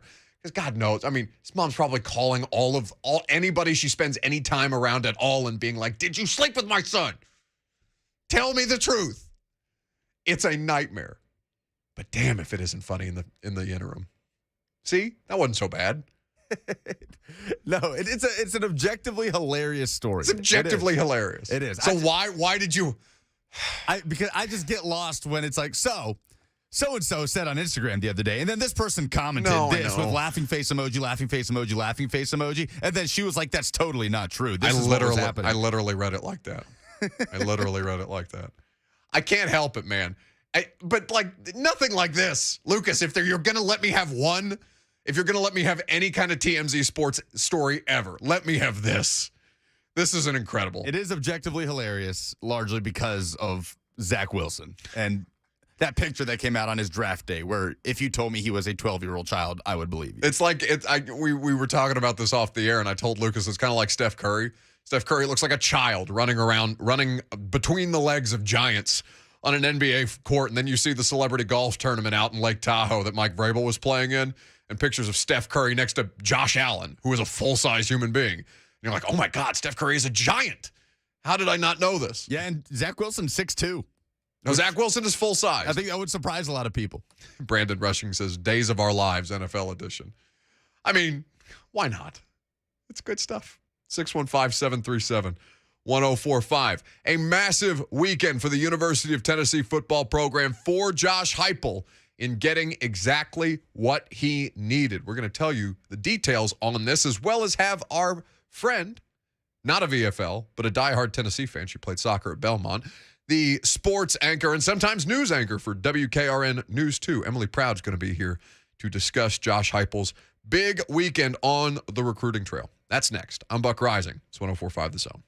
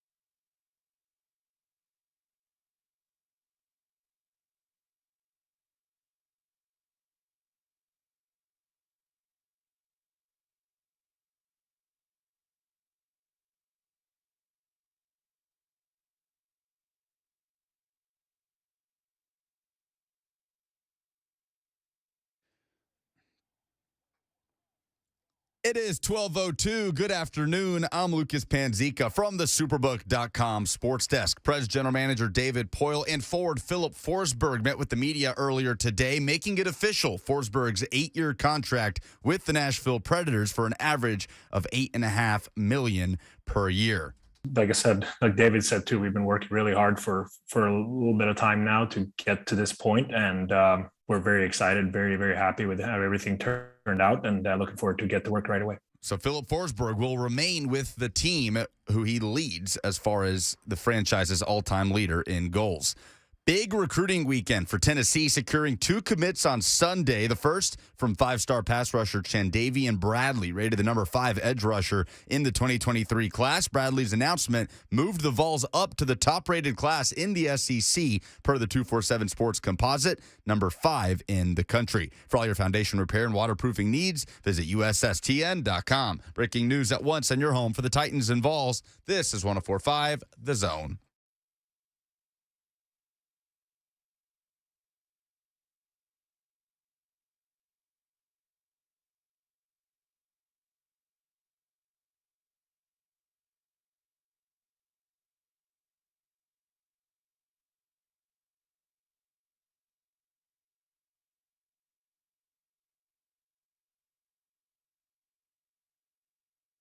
Final hour, at least for us today.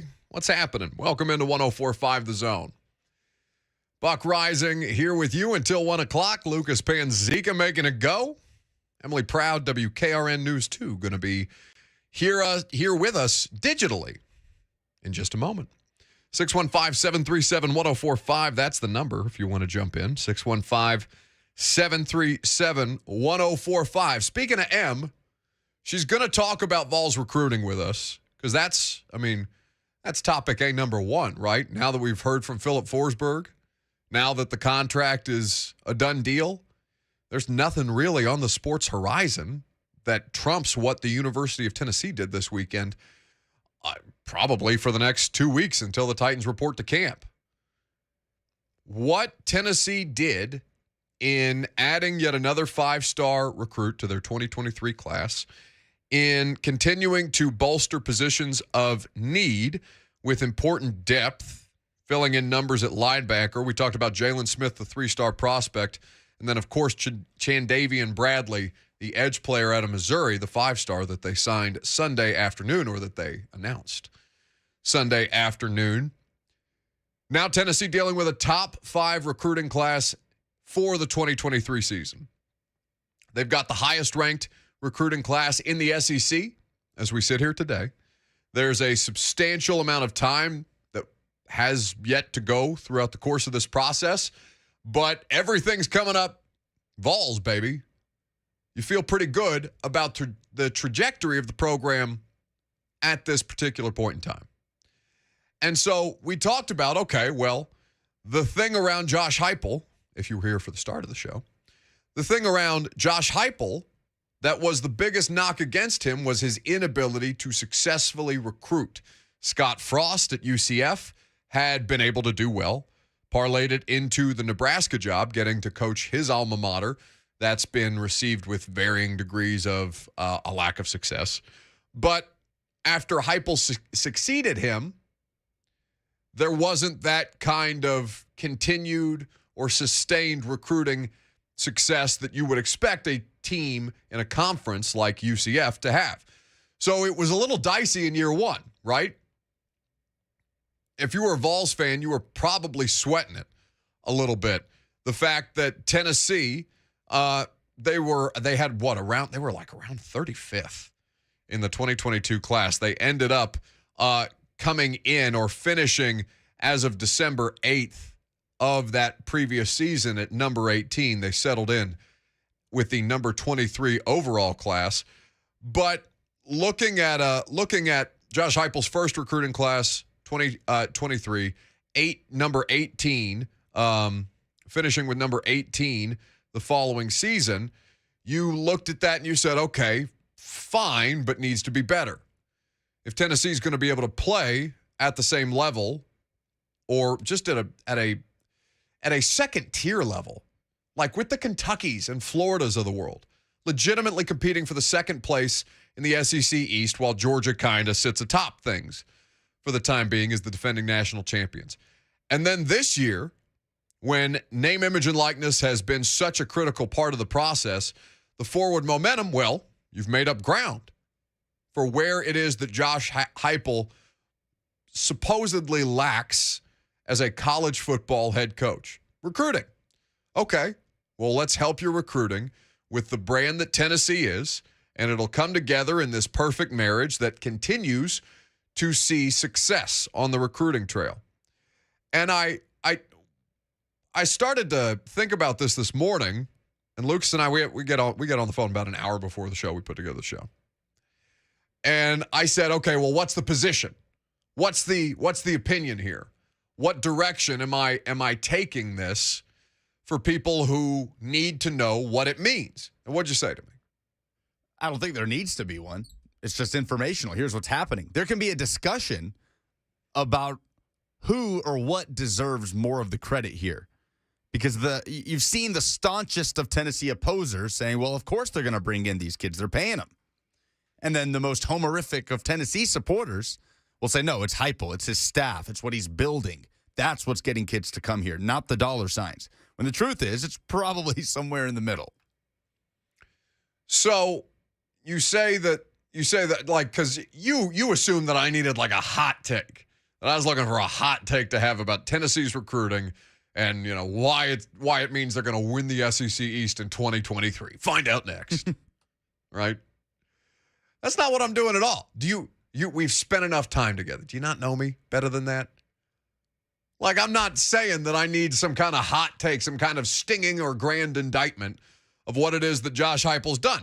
I need to know what the hell it means. Outside of, yeah, good on them. And a slap on the butt. Or where I don't know if a slap on the butt is still kosher.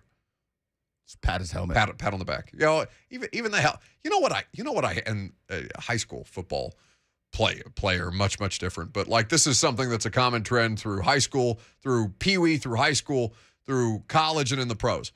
If you make a play, the idea of a giant, you know, testosteroned out football player headbutting you after you've just come off the field to celebrate the play that you've just made, that used to drive me crazy.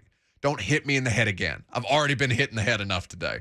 Do not grab me by the face mask and yank me into your skull, you caveman. That used to drive me nuts. But it's still a thing. And, not a slap on the butt. Regardless, what this means is you're seeing kind of what I think to be the ingredients for a formula to help get Tennessee back to the place where you expect them to be. We have legitimate expectations for the Vols in 2022. True or false? Yeah, I mean, legitimate expectations to take a step forward. I think they can push Kentucky. I think Florida's down bad, even if they may end up surprising a team here or there. I think that certainly, as we discussed last week, that this needs to be the year that Tennessee beats Florida in ways that are meaningful. South Carolina, a wild card. Florida's probably that too. But what else is threatening the East below Georgia? I don't think it's a bold prediction to say I think they can push Kentucky. I think, but that's expectations. Yeah, that's expectation. Yes, yeah, that should be the expectation for Tennessee fans. It should be to finish second in the East. See why you? I love it. You got Vol PTSD. You're trying to couch even the word expectations. I'm trying to give them to you. I'm saying, buddy, I'm excited about your football team. You're doing what I do for Indiana basketball. You're miserable in real time. Well, no, I see what you're saying. But when you say I think Tennessee can push Kentucky, I think it makes it sound a little more far-reaching than it is.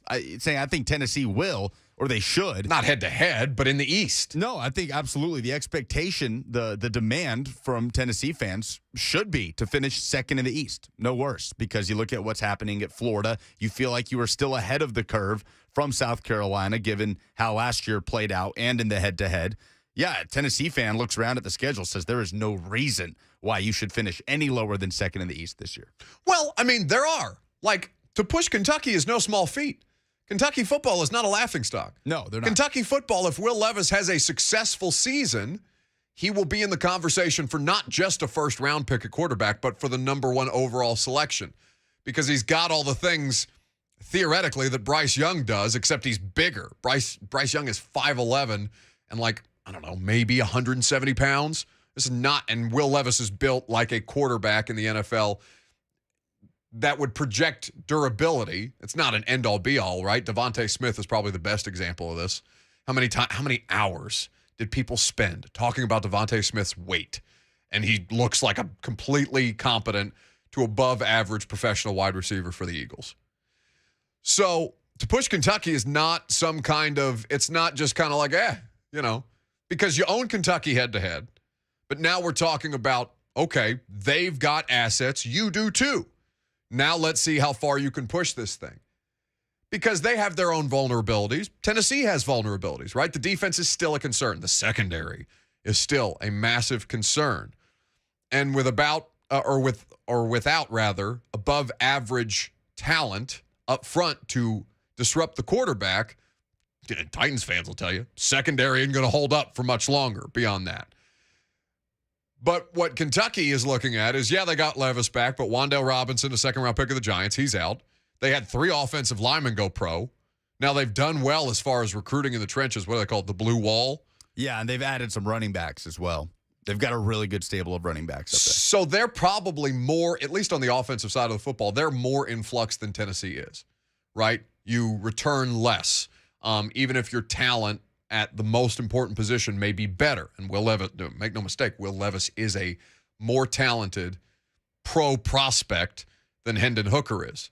But Hendon Hooker just has to be a more successful college quarterback, which he is thoroughly capable of doing in an offense like Tennessee's. And remember, a change in offensive coordinator as well, something Kentucky is working through that Tennessee is not. For Kentucky. So they had Liam Cohen, who I think played at Kentucky, was a member of the Rams staff, came to Kentucky, now went on to go rejoin the Rams as their offensive coordinator. They're also Rick Scangarello, who's been in the league for, forever. Rich Scangarello. Is it Rich? Forgive me. From who was in San Francisco. He was there, no, not OC, but he was working under Mike McDaniel last year.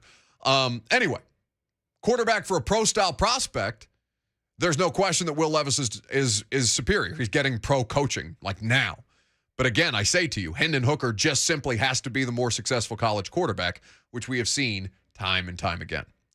So we're going to talk about momentum. We're going to talk about Josh Heupel, and we're going to talk about how much of a role NIL actually has to play in the success that Tennessee is having on the recruiting trail with our friend Emily Proud of WKRN News 2. She spoke with Spire Sports, the Tennessee NIL collective that is doing a lot of this legwork. And M is going to on air buy one of you a ticket to the Brooklyn Bowl event on Wednesday, July the 20th, to benefit the Church at Mount Carmel and their free youth summer camp program. So make sure you're listening, because we're going to tell you how you can win that ticket from Emily coming up next.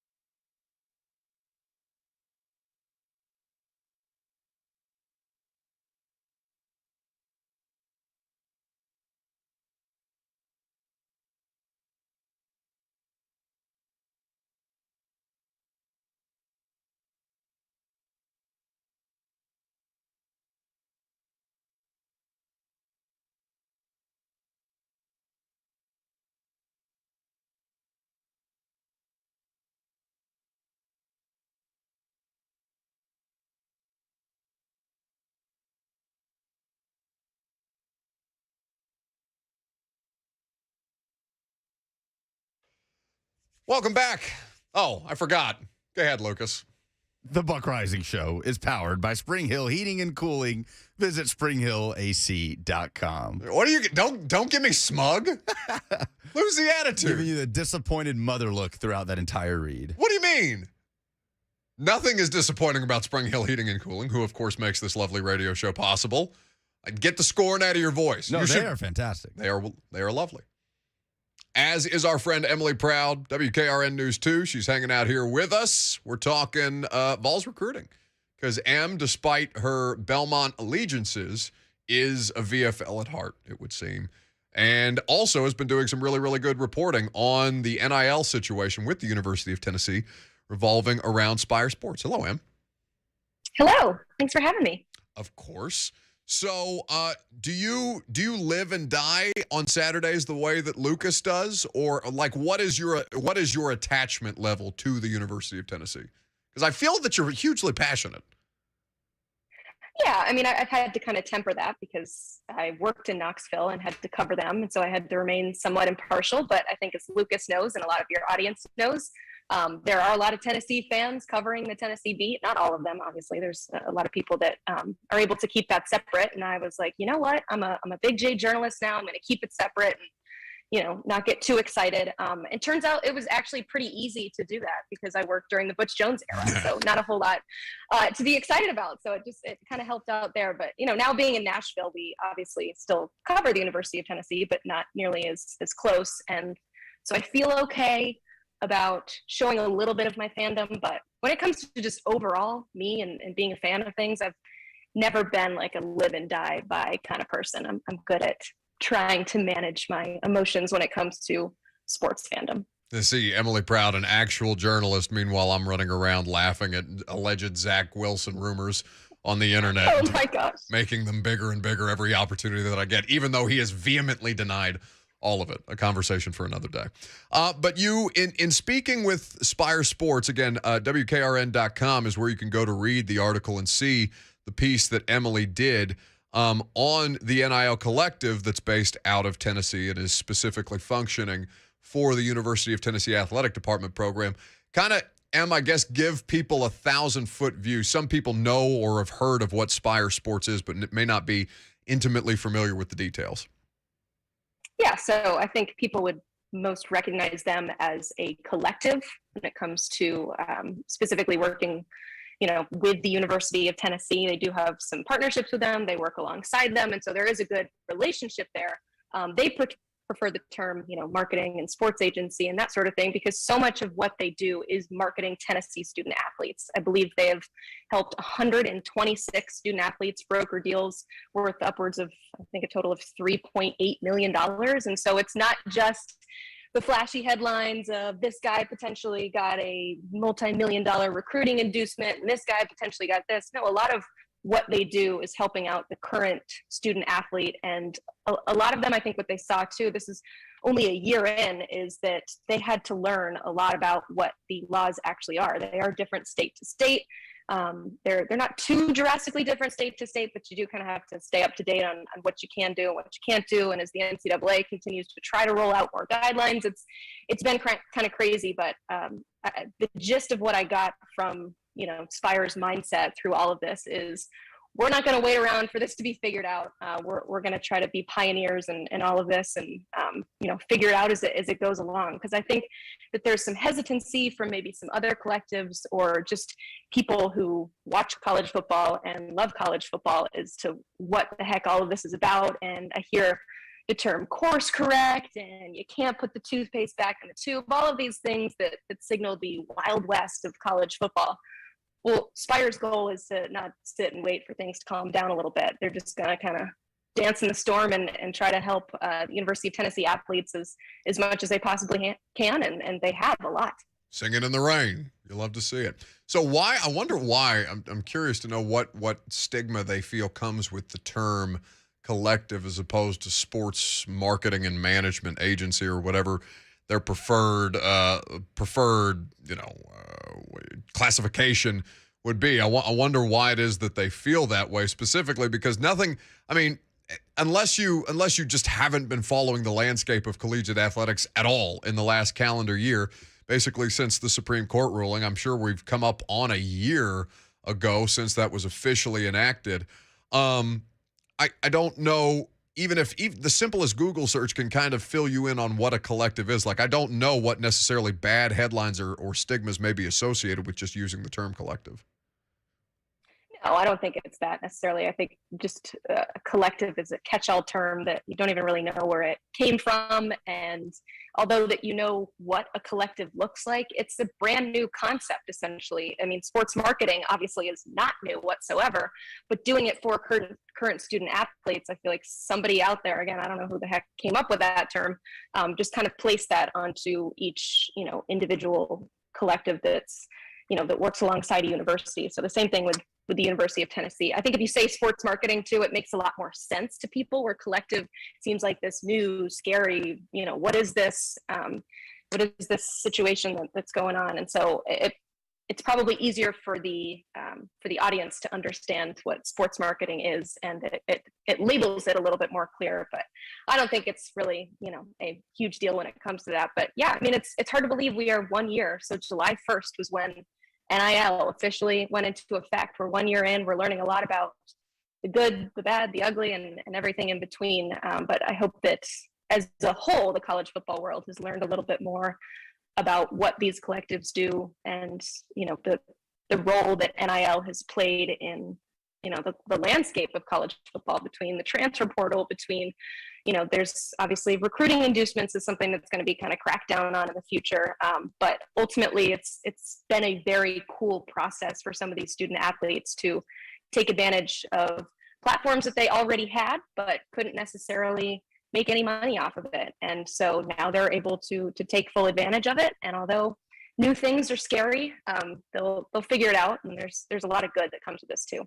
Emily Proud of WKRN News 2 is here with us on 104.5 The Zone. Of course, you can check her and Kayla Anderson and Corey Curtis, our friends over at WKRN, out every evening, and certainly the Sports Extra show as well. Emily's trying to dumb things down for you. I think that I trust you enough to be able to look up in your Merriam-Webster dictionary what a collective is, rather than have you be scared of the big words and dumb things down like sports marketing. I don't know why Emily doesn't treat you with the same respect. I really don't. It's just because I'm evil. You're right. Thank you I'm a horrible person, as everybody knows. I just thought that sports marketing made a lot more sense. And I'm going off of conversations that I've had with people from Spire. And so I'm not creating this on my own. I think a lot of college football diehards know what collectives are. It's just, the recruiting world and everything is kind of scary. And the term collective has been roped into all of that. And so I think from their perspective, marketing sounds just fine. There is a 0% chance that I'm going to let you get away with coming in here with the woe is me, I'm the bad guy type situation, when some of the most vicious barbs that I've seen thrown, particularly in my direction, come from Emily Proud on Twitter. So how much of what we've seen in the last couple of weeks with Josh Heupel and the football program, right? Football is the thing that attracts the most attention. Obviously, name, image, and likeness legislation encompasses all varsity sports, depending on what each state's individual laws are. Of course, there are different things that have to be navigated, but football is the thing that I think grabs people's attention the most. And so when I've seen the last couple of weeks that Tennessee has put together, understanding that they are headlining it with a top 3 prospect at quarterback in their 2023 recruiting class, and that would have some kind of tangible effect, I'm also cognizant of, even if it's not reported and confirmed and can be verified anywhere, the name, image, and likeness NIL money that is surrounding, allegedly, Nico Iamaleava, who's the 5-star quarterback in their class. Where do we kind of attribute credit for what Tennessee has been able to do here lately, given that Heupel has not been famous most for his ability to recruit in previous spots? Yeah, I mean, people sniffing around the Tennessee program that are not fans of the Tennessee program certainly are going to conjure up some, reasoning for why Tennessee has kind of come out of nowhere with the recruiting situation. But I do think that, you can also look at the fact that last year under Josh Heupel was very exciting. If I'm an offensive player, I definitely want to be part of this team.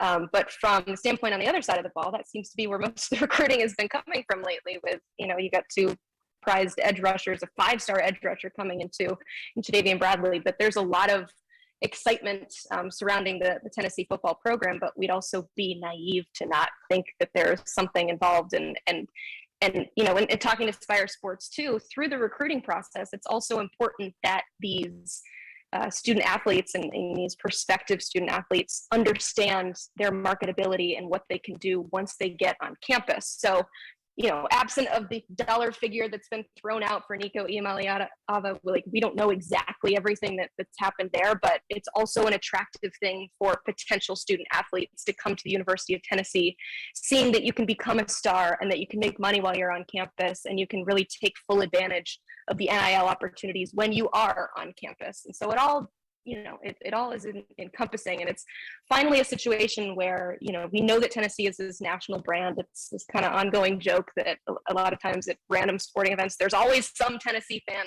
lurking in the background.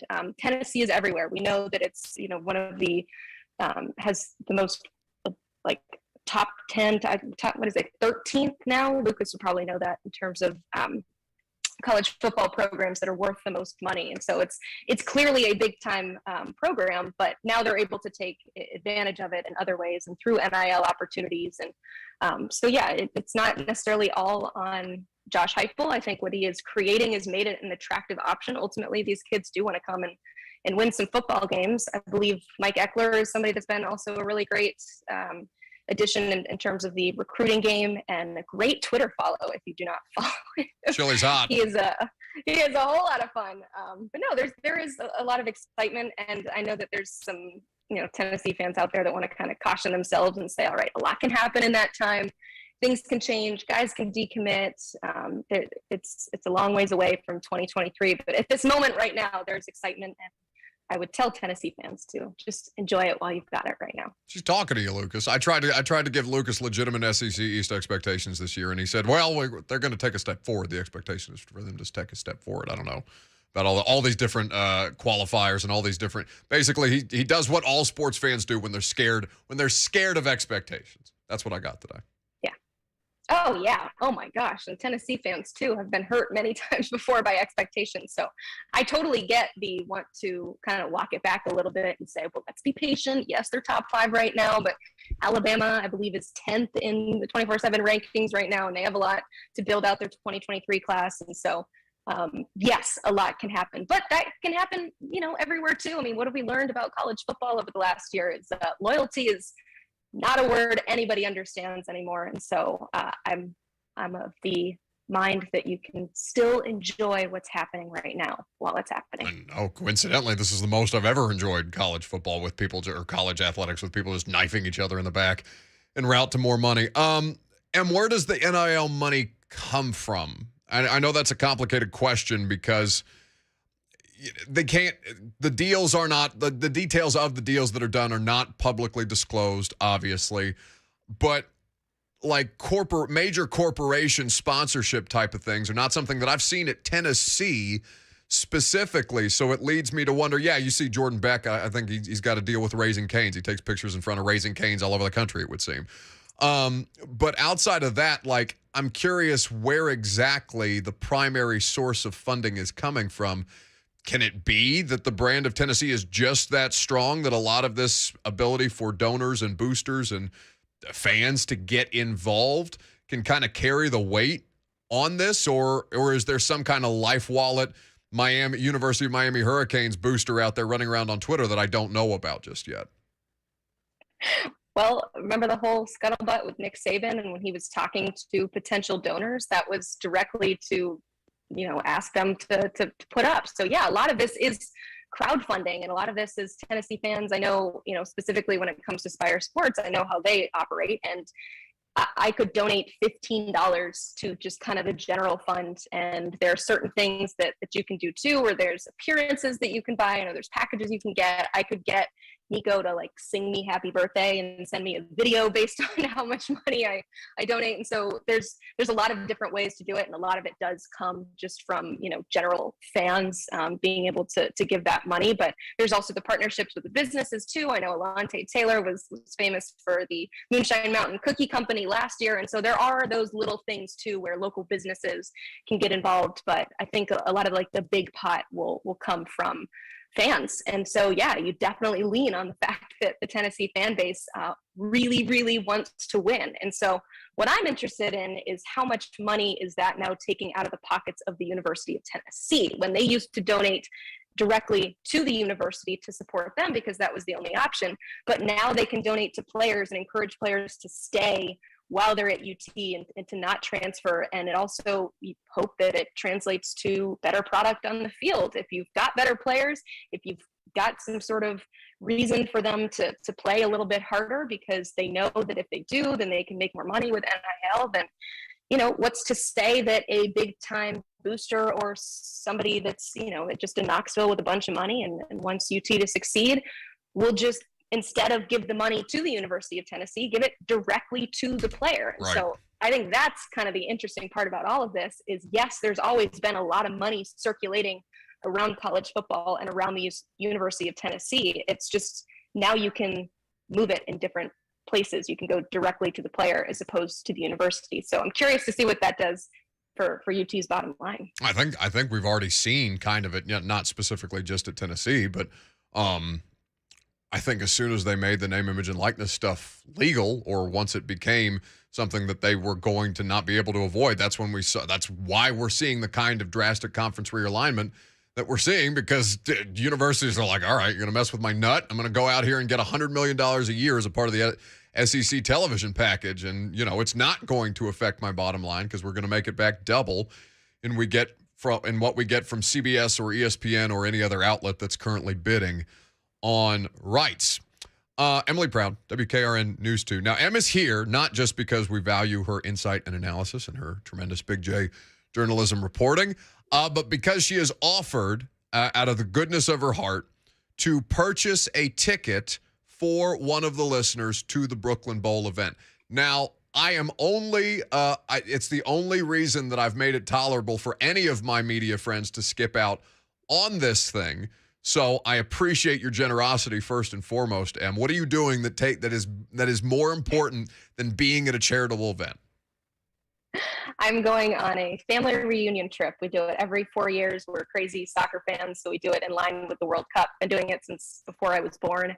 And it's 70 of the craziest Irish Catholics and Hawaiians that you can think of, all going up to the middle of nowhere in the mountains on the Adirondack Mountains in upstate New York. And I'm very excited because cell service is few and far between. So I'm excited to kind of do the opposite of what happens in 2022 and put the phone down and talk to my family. So I hope that's a good enough excuse for you, Buck. I haven't seen Lucas smile that big at any point other than when I wasn't here and he got to sit in my chair for a couple of days. That sounds like a perfect weekend getaway. Were you hoping I was saying like a Caribbean cruise and just sitting there? No, Em, I don't want to support you. You could have been doing missing my charity event for a bigger and better charitable event, and I still would have found ways to kind of try to twist the knife a little bit. But anyway, if you are caller number 5 right now, 615-737-1045, Emily Proud is going to purchase your ticket for the Split Happens Bowling Bash at Brooklyn Bowl, Nashville on Wednesday, July the 20th. It's going to be an incredible night. Coach Dave McGinnis is going to be hanging out with us. I know both J Mart and Ramon and probably Schaefer are going to be there. Darren Bates is going to come through. He's putting together his own bowling team. It's going to be a great time for a fantastic cause, which is the church at Mount Carmel's Youth Summer Camp at Brooklyn Bowl with special guests, who I've just mentioned, for a fun night of bowling, all to benefit charity. Tickets include free bowling shoes, food, drinks, and raffle tickets for some great prizes. You can get your tickets online at 1045thezone.com right now, or be calling number 5 and do it courtesy of the great Emily Proud. Thank you, Em. Do not call me the great Emily Brown. But thank you. Thank you No, for listen, having if me. you're I good, appreciate it. you're doing a really decent thing. Our buddy Chris Harris just DM'd me on Twitter and said he wants to do the same thing because I don't know what his excuse is. I don't know why everybody wants to buy tickets for other people instead of just Sorry. showing up to the damn thing, but it's fine. It's July. It's July. I know. I knew this would open a can of worms because it is such a wonderful cause, and we know that it means a lot to you. And so, as your friends, we want to support you and help in any way that we can. And so, if it gets a lucky viewer to be able to attend something like this, I'm all for it. Plus, I can already guarantee I don't even know who it is, but they're going to be a much better bowler than I am. Have a great time on your trip, Em. We appreciate you stopping by. Thanks, friend. Last call for phone calls. We'll wrap up the show, do some polls. I'm Buck Rising. It's 104.5 The Zone.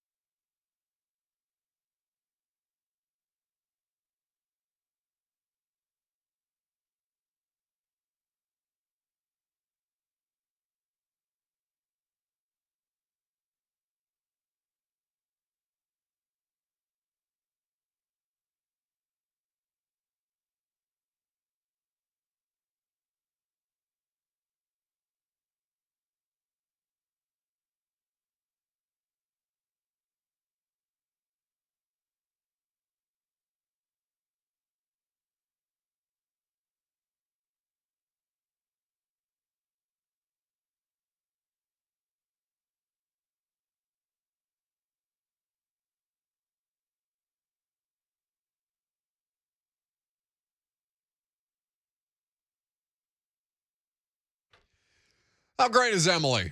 Who won the ticket, courtesy of our friend Emily Proud, to the Brooklyn Bowl event? We're going to be hanging out with Roy Bishop on Wednesday, July 20th at Brooklyn Bowl. Congratulations to Roy.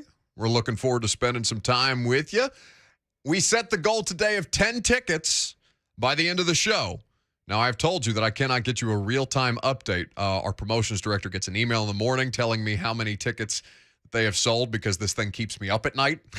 I'm terrified that we are I don't know why I have this kind of dying anxiety. I love that as many people have already bought tickets. We're halfway to our goal. We had 75 total tickets, so you guys have responded more than I could honestly possibly ask for. But it gives me night terrors. The fact that I'm not going to be able to sell enough tickets to make this worth the charity's time. Like this kind of stuff drives me crazy. No, it's going to be great. And bring your friends too. If you're thinking about buying a ticket, hit up, 3 friends to put a little team together. It's teams of 4. We'll make sure that you are with your friends once you get there. And it's 3 hours of bowling, food, and drinks. Yeah, Pretty good 1045thezone.com. I assume we're going to sell tickets until the 20th itself or until we sell out. So if you want me to stop nagging you about this, just do it and have a great time with us on Wednesday, July the 20th. I don't think there's anything else happening. So let's just do some polls. You are. But I know what it's time for. A poll update on the Buck Rising Show. Here's a young man with a very particular set of skills.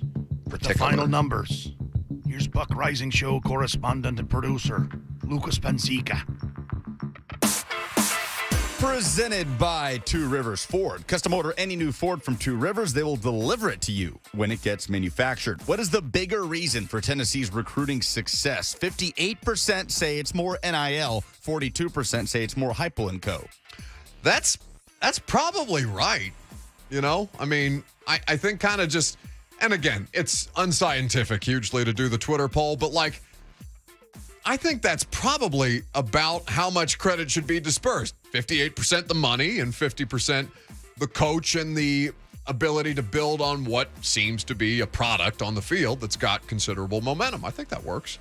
Does keeping Filip Forsberg make the Preds a Stanley Cup contender? 62% say no.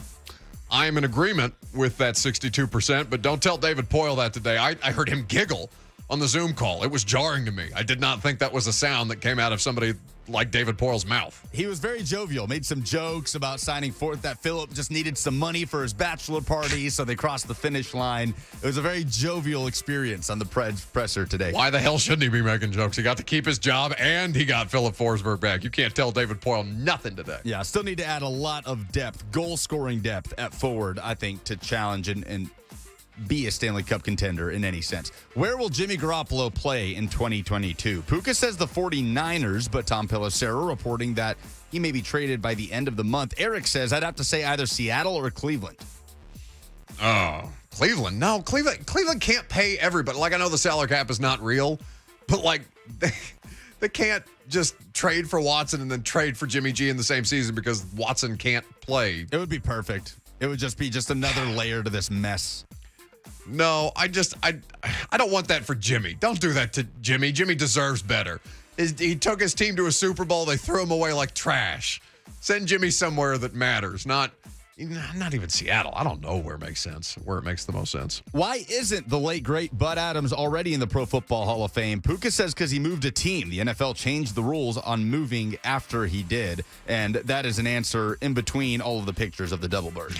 Yeah, the double middle fingers is most commonly being cited as to why Bud Adams is not already in the Pro Football Hall of Fame. He needs to be. You can't tell the story of the modern-day NFL without Bud Adams and the entire AFL Foolish Club, which is, by the way, the inspiration for the Titans winery line that they put together. I did not know that until I watched the documentary on NFL Films. And did Zach Wilson just win over the Jets locker room? 85% say yes, he did. Do you have a favorite meme of Zach Wilson? I know you didn't doom scroll this yesterday the way that I did.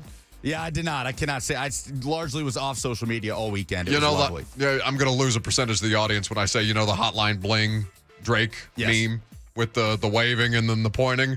Mormon is the thing that Drake is saying no to, but more moms is the thing that Drake is saying yes to.